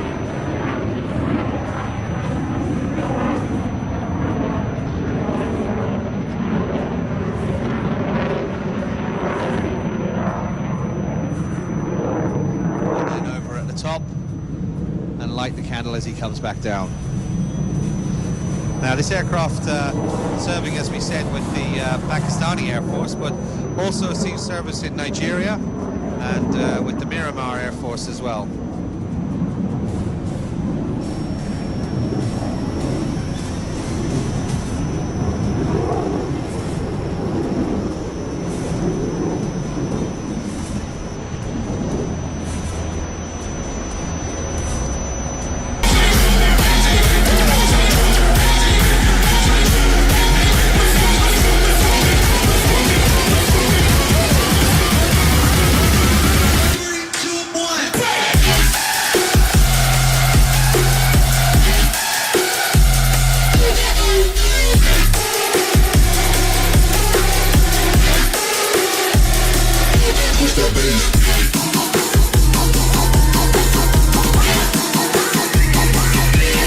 Almost, you know, a 4-generator plus as well? Yes, they're working hard on it. It's all to do with the avionics and how they're trying to kit out the cockpit. The airframe is quite a sturdy airframe, a proven one. And as we saw, it's very good at getting vertical quickly as well. Zoom climbed up to 10,000 feet in a couple of seconds. And now he's going to position himself as he comes back down in front of us. There's also talk this year of a two-seater variant. As you can see, this is a single-seater one, so there's a J17B coming out, and that was planned for this year.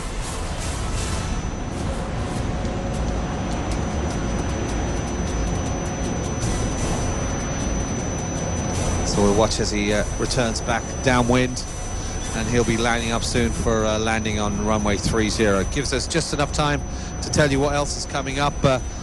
Very shortly we're going to have the last of our helicopters today. We saw it earlier, the Mil-2, which was like the very first sort of serious production helicopter behind the Soviet Union, produced mainly in Poland.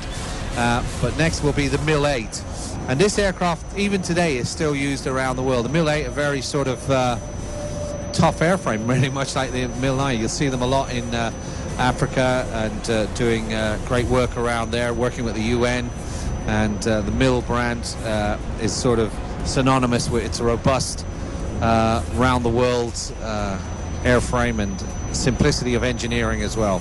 After that, the F-16 is coming back, this in the guise of the United States Air Force. We had the Block 16 from the United Arab Emirates Air Force and Air Defense earlier on. The one more F-16 coming in, very different beast from the United States Air Force. After that, the Safet 03, and then to finish our show will be August the 1st, the National Aerobatic Team of the Chinese Air Force.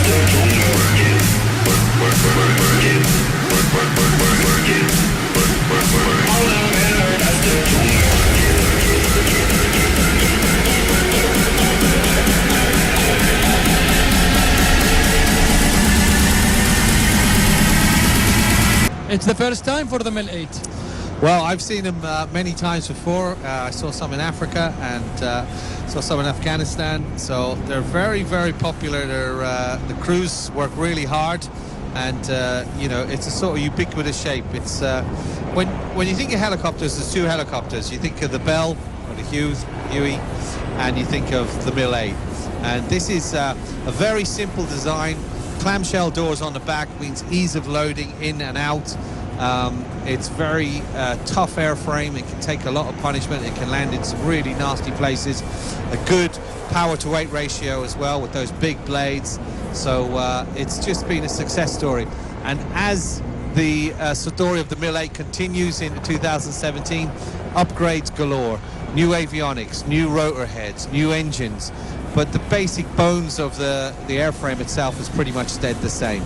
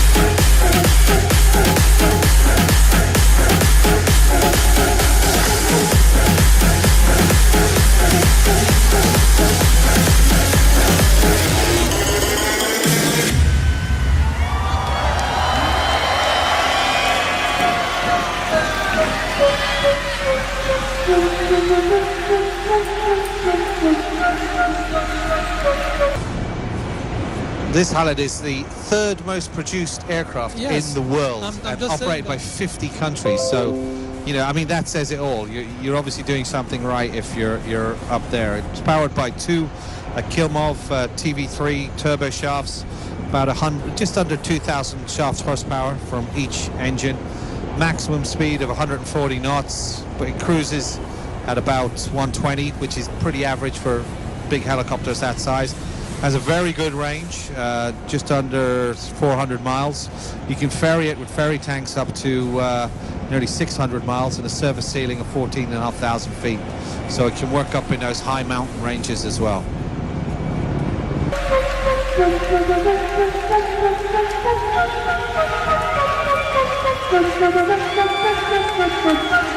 Come on, Ultra, can I get some hands up in the air? Let's do this!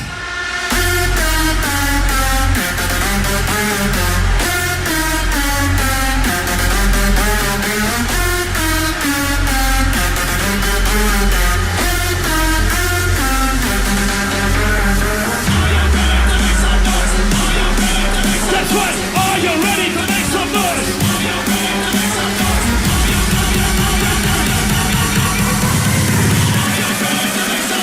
One, two, three, go!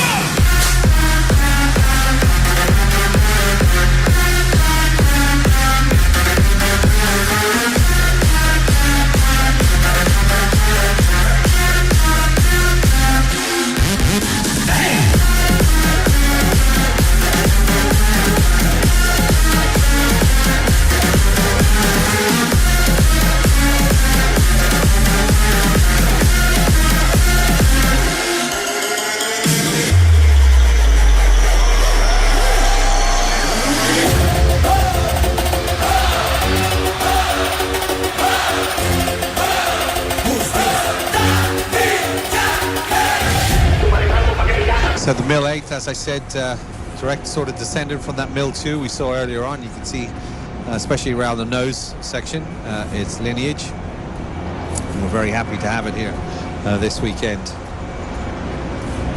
Obviously there's military versions as well that can be done. It makes an ideal troop carrier and very popular with the Russian Air Force. They have attack versions. You can carry over 9,000 pounds of stores, 6 hard points, rocket pods, can carry gun pods as well, so can be pretty useful in that sense. But right now we're going to move to an aircraft that was specifically designed for warfare, and unlike the Mil 8, not pretty much stuck in that role, because it's the F-16, the Falcon.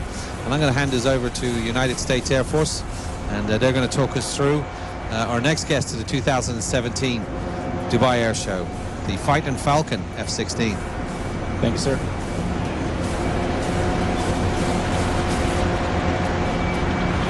Yeah, here come the rooster. Yeah. You know we ain't gonna die.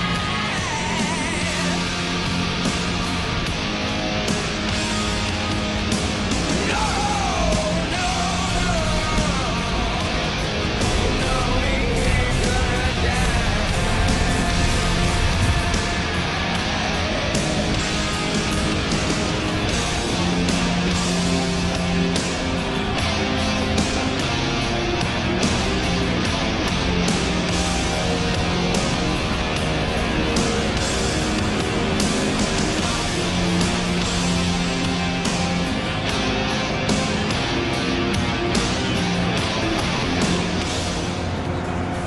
Good afternoon, ladies and gentlemen. On behalf of the United States Air Force and its Chief of Staff, General David Goldfein, we thank you for having us at the 2017 Dubai Air Show. My name is Master Sergeant Richard Hall, the Team Chief and Superintendent for the team. Here with me at Show Center is our Safety Observer and Combat Proven Fighter Pilot, Captain Harrison Gibbs. We represent the United States Air Force's Combat Command 20th Fighter Wing, located at Shaw Air Force Base in Sumter, South Carolina. The commander and pilot for the Viper demonstration team is Major John Waters. Major Waters is a veteran pilot with more than 2,500 hours of military aircraft and 180 combat missions supporting operations enduring freedom in Afghanistan and inherent resolve. And now, from the left, Major John Waters in the F-16 fighting cockpit.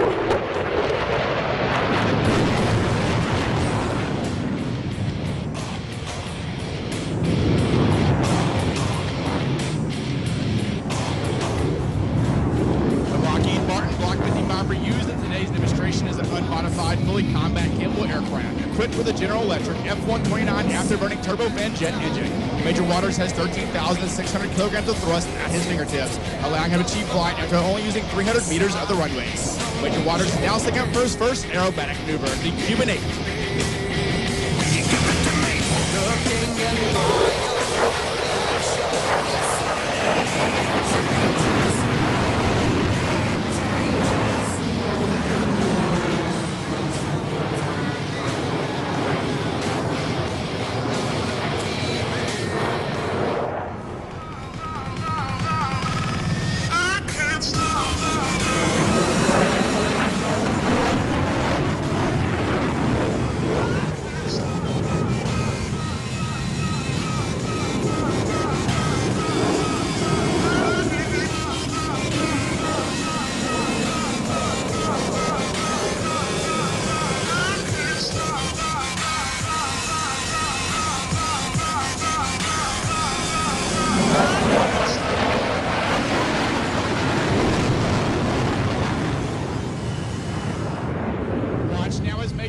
Repositions the Viper to demonstrate the low altitude, high speed capability of the F-16.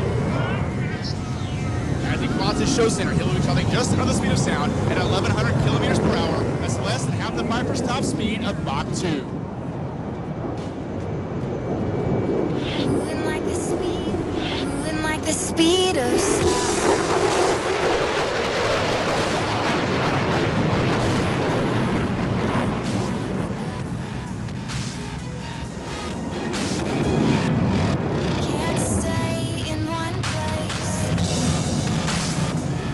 Now, as he returns to show center, Major Waters will accelerate rapidly and snap the F-16 through a series of aileron rolls, demonstrating its exceptional roll maneuverability, dropping him to the left, performing the triple roll.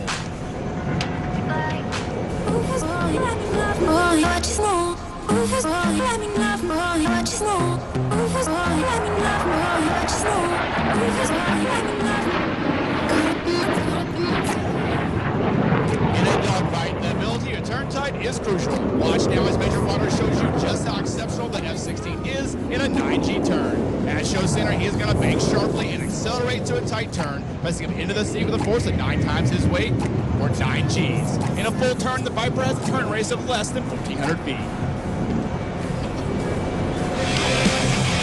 Seal the field, let's boogie for a while. Let's take through.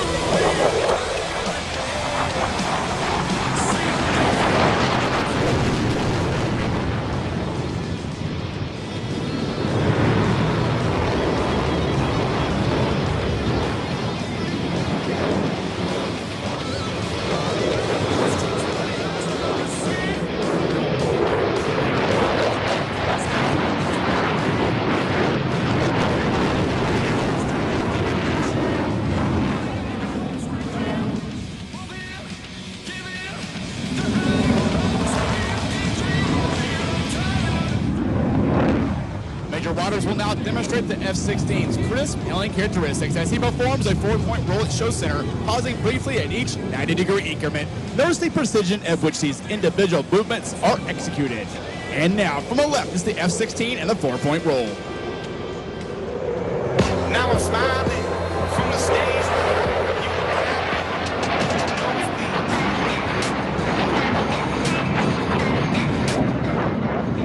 As we set up for a vertical reposition, he's climbing up to 5,000 feet, rolling into the invert position. We're going to listen live to the cockpit.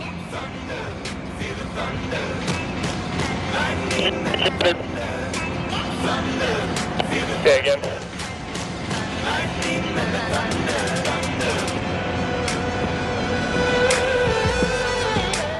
Watch now from the right as Major Waters passes show center at 950 feet per second. Ready or not.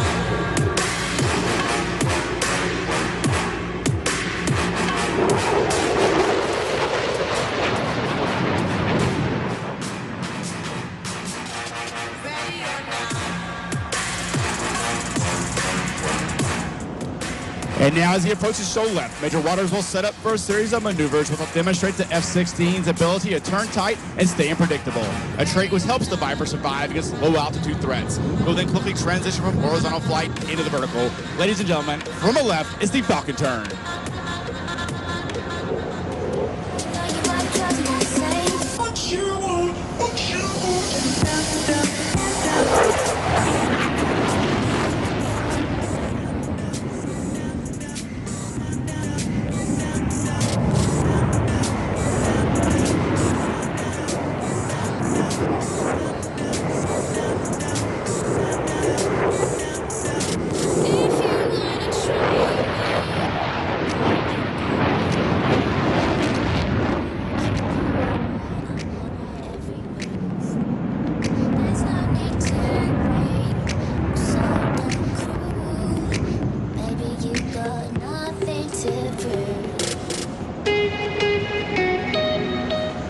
Major Waters is now slowing the F-16 to prepare for a slow-speed, high-alpha pass. While the Viper can fly at more than twice the speed of sound, slow-speed control is just as important to those who fly it. High alpha refers to the high angle of attack which the aircraft is flying. Major Waters is holding the Viper at 23 degrees nose-up position and moving at only 180 kilometers per hour. As he approaches, notice the gray paint scheme of the F-16, one that is designed to make it more difficult to identify in conditions ranging from bright sky to dull overcast. When he reaches show signals,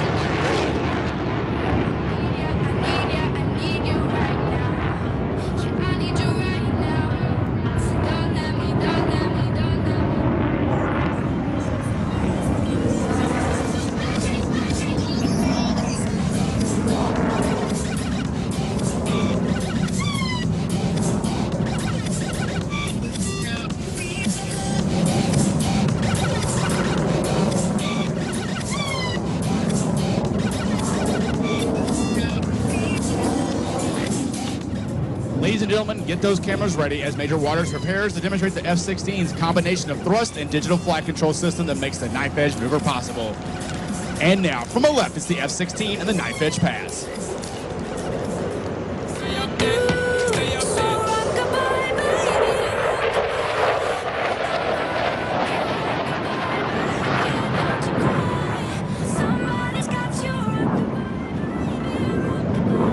Watch as Major Waters sets up for a max performance climb with a series of flaperon rolls. As he pulls back on the stick, you'll see the Viper's exceptional power and rolling ability as he climbs from 90 meters to 3 kilometers.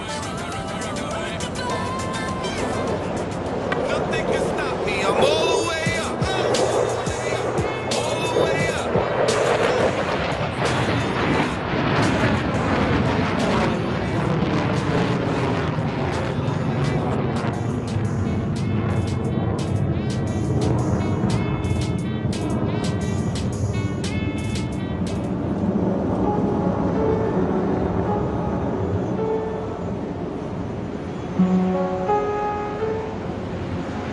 Major Waters is now repositioning the Viper to return to show center for the dedication pass. We would like to dedicate this pass to the men and women from the armed forces of the coalition and our families who support them. We'd also like to remember those who have given their lives defending this great nation. These will be your best photo opportunities, so get those cameras ready to capture this salute.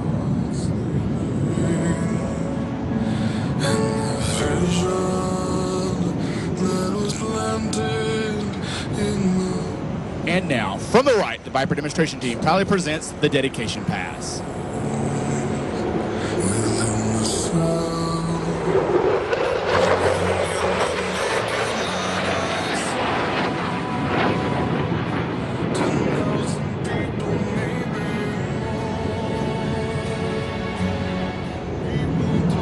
The Viper you see in action today is maintained by our expert team of hand-selected dedicated crew chiefs, Staff Sergeant Billy Harris from Norfolk, Virginia, Staff Sergeant Dominic Dees, and Senior Airman Adam Armstrong. The team's avionics specialist is Technical Sergeant Stephen Mullins. The team's public affairs coordinator is Senior Airman Zaid Badness. We'd also like to thank the 52nd Air Wing located at Spangdahlem Air Base, Germany, for supporting us with the Vipers used in today's demonstration.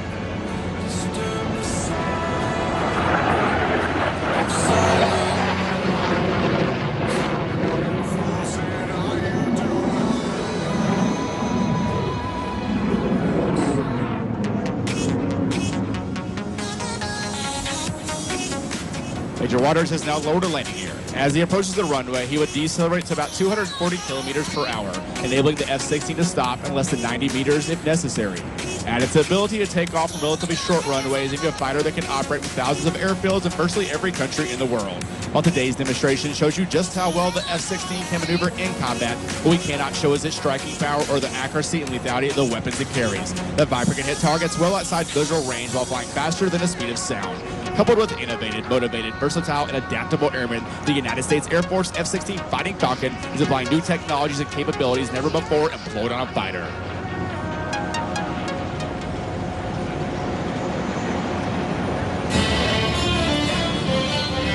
The United States Air Force is celebrating its 70th birthday this year. Since 1947, American airmen have been breaking barriers in airspace and cyberspace, resulting in a force that provides unparalleled global vigilance, reach, and power.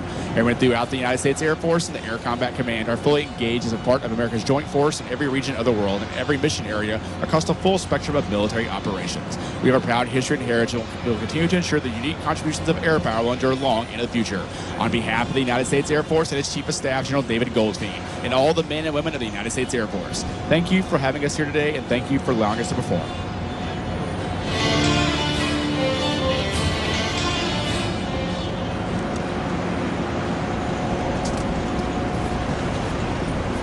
Well, a big thank you to United States Air Force. We're going to see you guys back all week, yes? So thank you very much, and a fantastic display from the F-16 Falcon.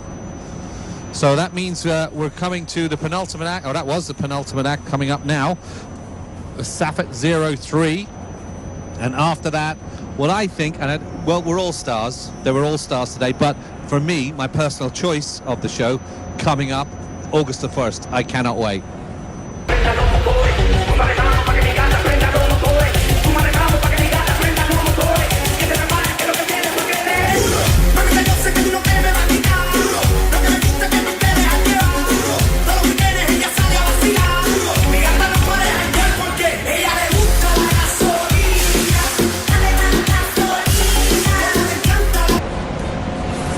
Now, I've just been chatting to some of the people here in the chalet at the F&E, and one of our guests asked me, if I went flying in one of these aircraft in your F-16, would you make me black out? And I said, yes. Give me about 2 minutes, 1.5 to 2 minutes, and I definitely would have blacked you out.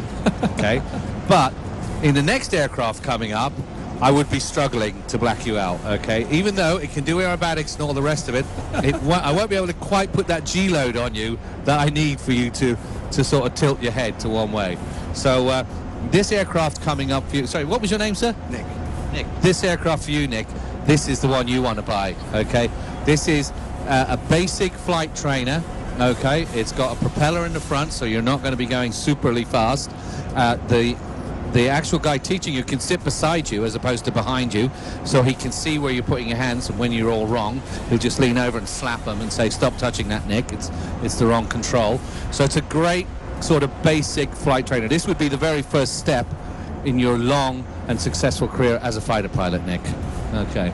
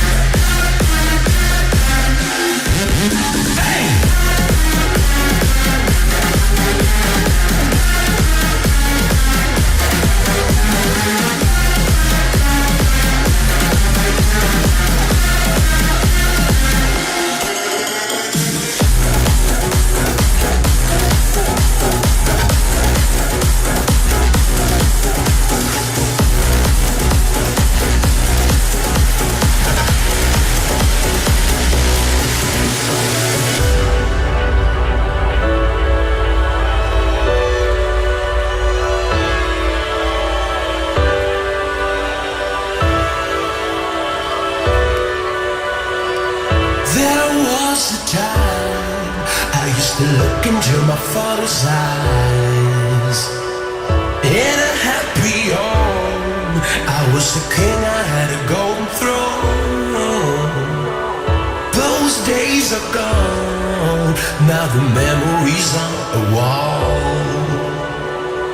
I hear the songs from the places where I was born. Miami, let me hear you sing along, come on!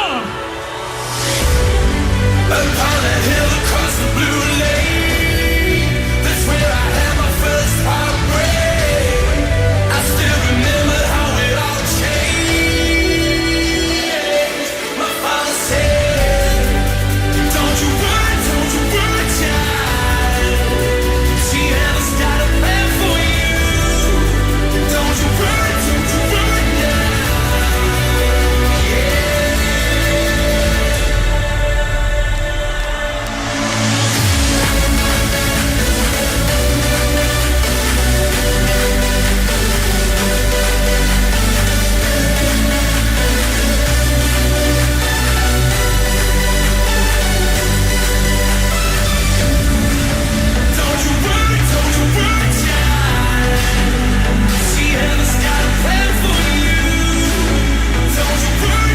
worry now.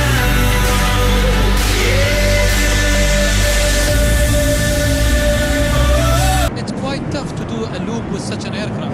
Absolutely, he's got very little power, so it's power management. And you'll notice as he's doing these loops, that's why he climbed to height, so that he can use transition to height into maneuvers. And every time he comes out of a maneuver, he's a little bit lower, and then he'll have to climb again to actually execute a maneuver.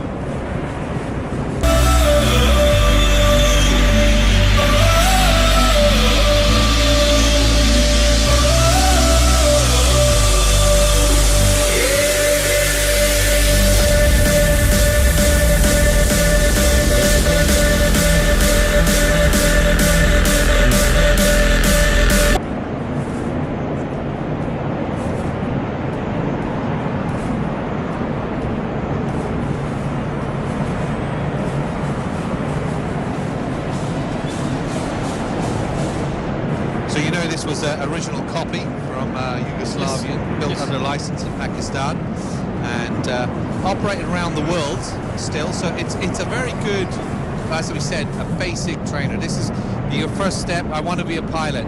I used to run a flying school, and people would come to us and say, I want to be a pilot. And the first thing I'd say is, so what have you flown in? Nothing. Zero. You've done nothing. Well, how do you know you want to be a pilot? And I would take them up in something like this, the very first thing, and I'd roll them, and then I'd, spin them a little bit, and then they'd come down and say, do you still want to be a pilot? And if they said yes, then I showed them how much it would cost to train to be a pilot, and then that would get rid of most of them.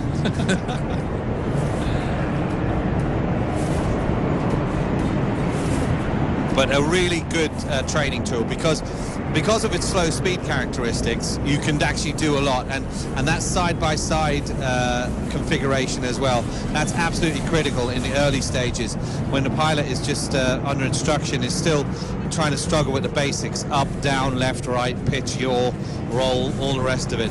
You really need to instill that so that they can get those basics, and this aircraft is ideal for that. Again, this aircraft is on display down at the Pakistan area, just to the left of the commentary position. The Pakistani Air Force are down there, so if you want to get up close and personal, have a look at this Safaf 03, just pop down. They'll be very happy to show you around the aircraft. So he's landed safely now down on 03, and this will be our final act for the day.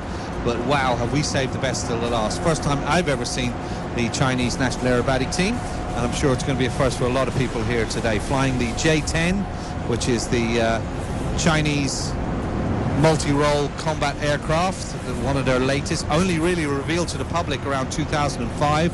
So I think this is one of its very first soirees into what we would call heading out towards the west, and really looking forward to seeing these aircraft and how they perform. Miami, if you guys enjoy yourself, please make some noise!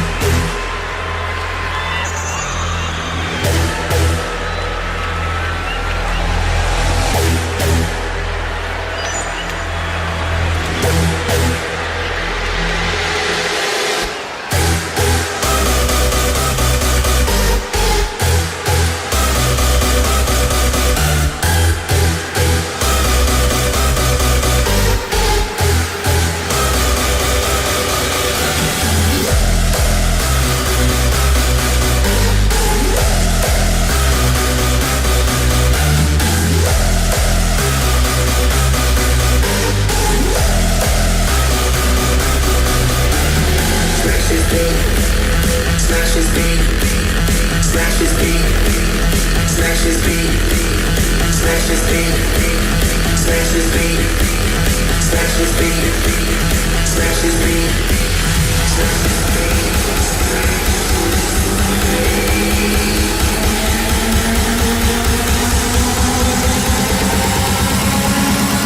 Come on! Scratch this beat.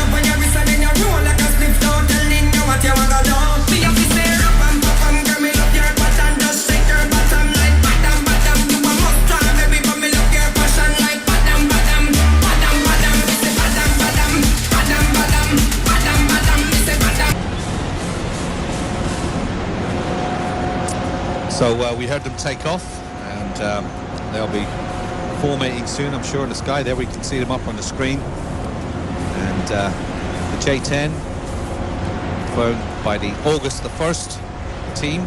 Now, a lot of people ask me, Joe, why is it called August the 1st? Well, the August the 1st team is named after the date when the Chinese People Liberation Army Air Force came into being. So that celebrates their sort of Air Force and Army coming into being. The J-10, as we said earlier, a very capable aircraft. It's only recently come into the sort of public domain, exclusively being used by the Chinese Air Force at the moment. The Chengdu, as it's called, multi-role fighter. Very distinctive paint scheme as well on these aircraft. You see them when they come running in. So from your right, ladies and gentlemen, lining up in what looks like a Concorde formation, the J-10s of August the 1st aerobatic team.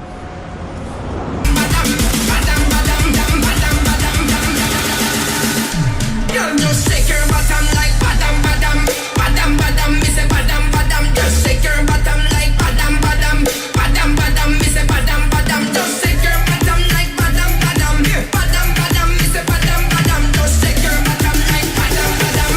Girl, relax and wine. Bully, bully,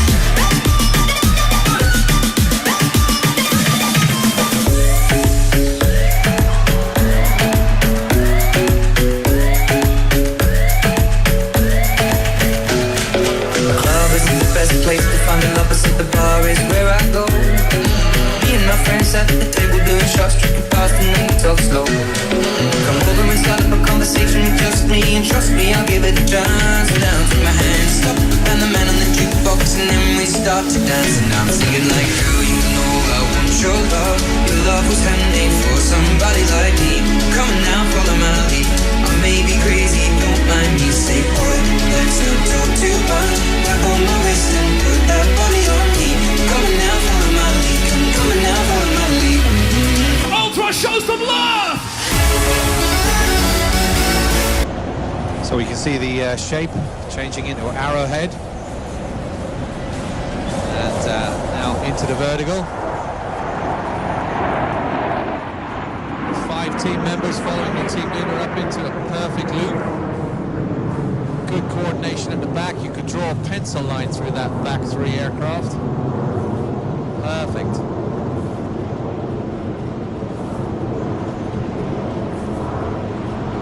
And then speed building up as they drop down, all compensating, keeping perfect harmony.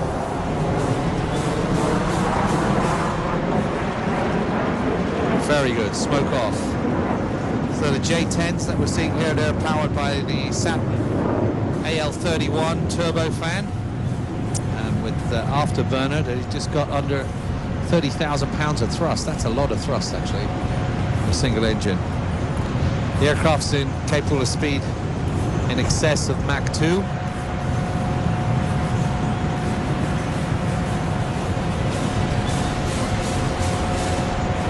Pretty decent range as well, over 1,000 nautical miles, over 1,100 nautical miles, I should say.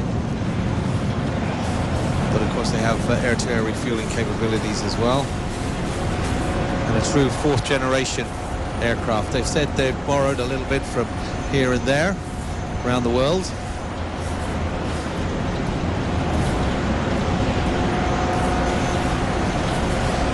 But the aircraft, as we see here today, very controllable at slow speed. Armaments on board is cannon, 23mm, has 11 hard points in total, 600 of wings, 500 of fuselage, and carry up to 15,000 pounds of ordnance. I must admit I'm not up to date on Chinese ordnance, so I don't know what they would be carrying.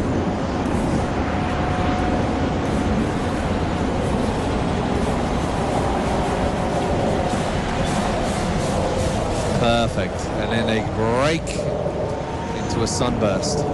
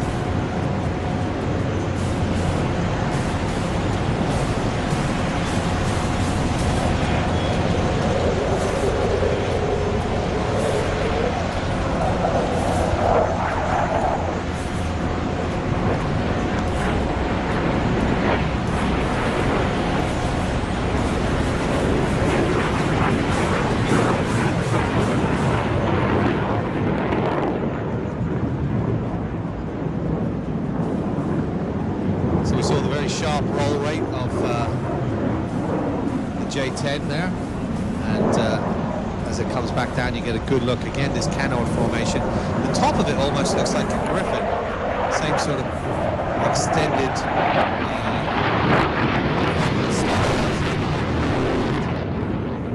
But as you can see, tight turns, very nice tight turns. Such a big aircraft. That's a very good maximum turn rate there. Full afterburn on as well.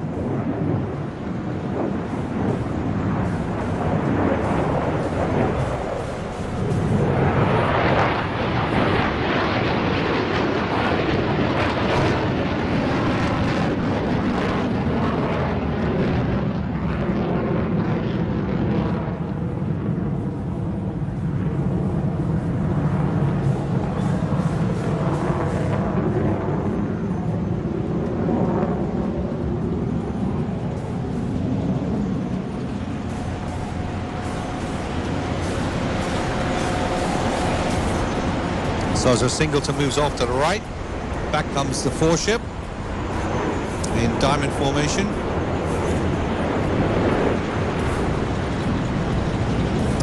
Almost like they were flying as one.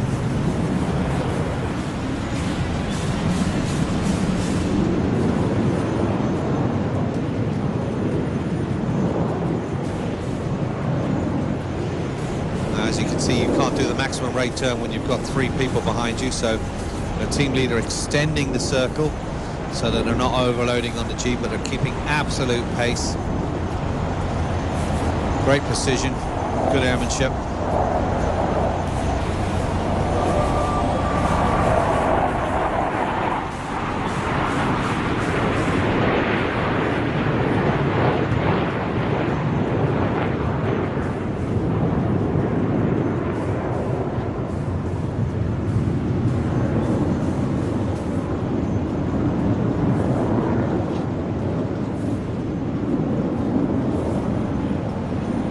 Interestingly how easy they can climb there in that foreship as our Singleton comes through. He goes into the vertical. As I said, just short of 30,000 pounds of thrust coming out that tail. So plenty of power to get you up. There he goes, about 3 kilometers up. Rolls the aircraft so he can look down. He'll be keeping an eye out for the other 4 aircraft. That's where the smoke comes in quite handy. Sometimes it's not just about looking pretty in the air, but it also means that the other team members can see quite easily where you are. So the 6th member comes up, there's a 4-point hesitation roll.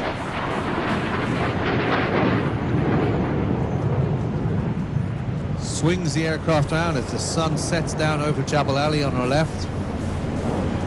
Perfect conditions. I hope you're enjoying your first day here at the Dubai 2017 show. Coming in from our left now, the 4 aircraft from the August the 1st. Precision rolls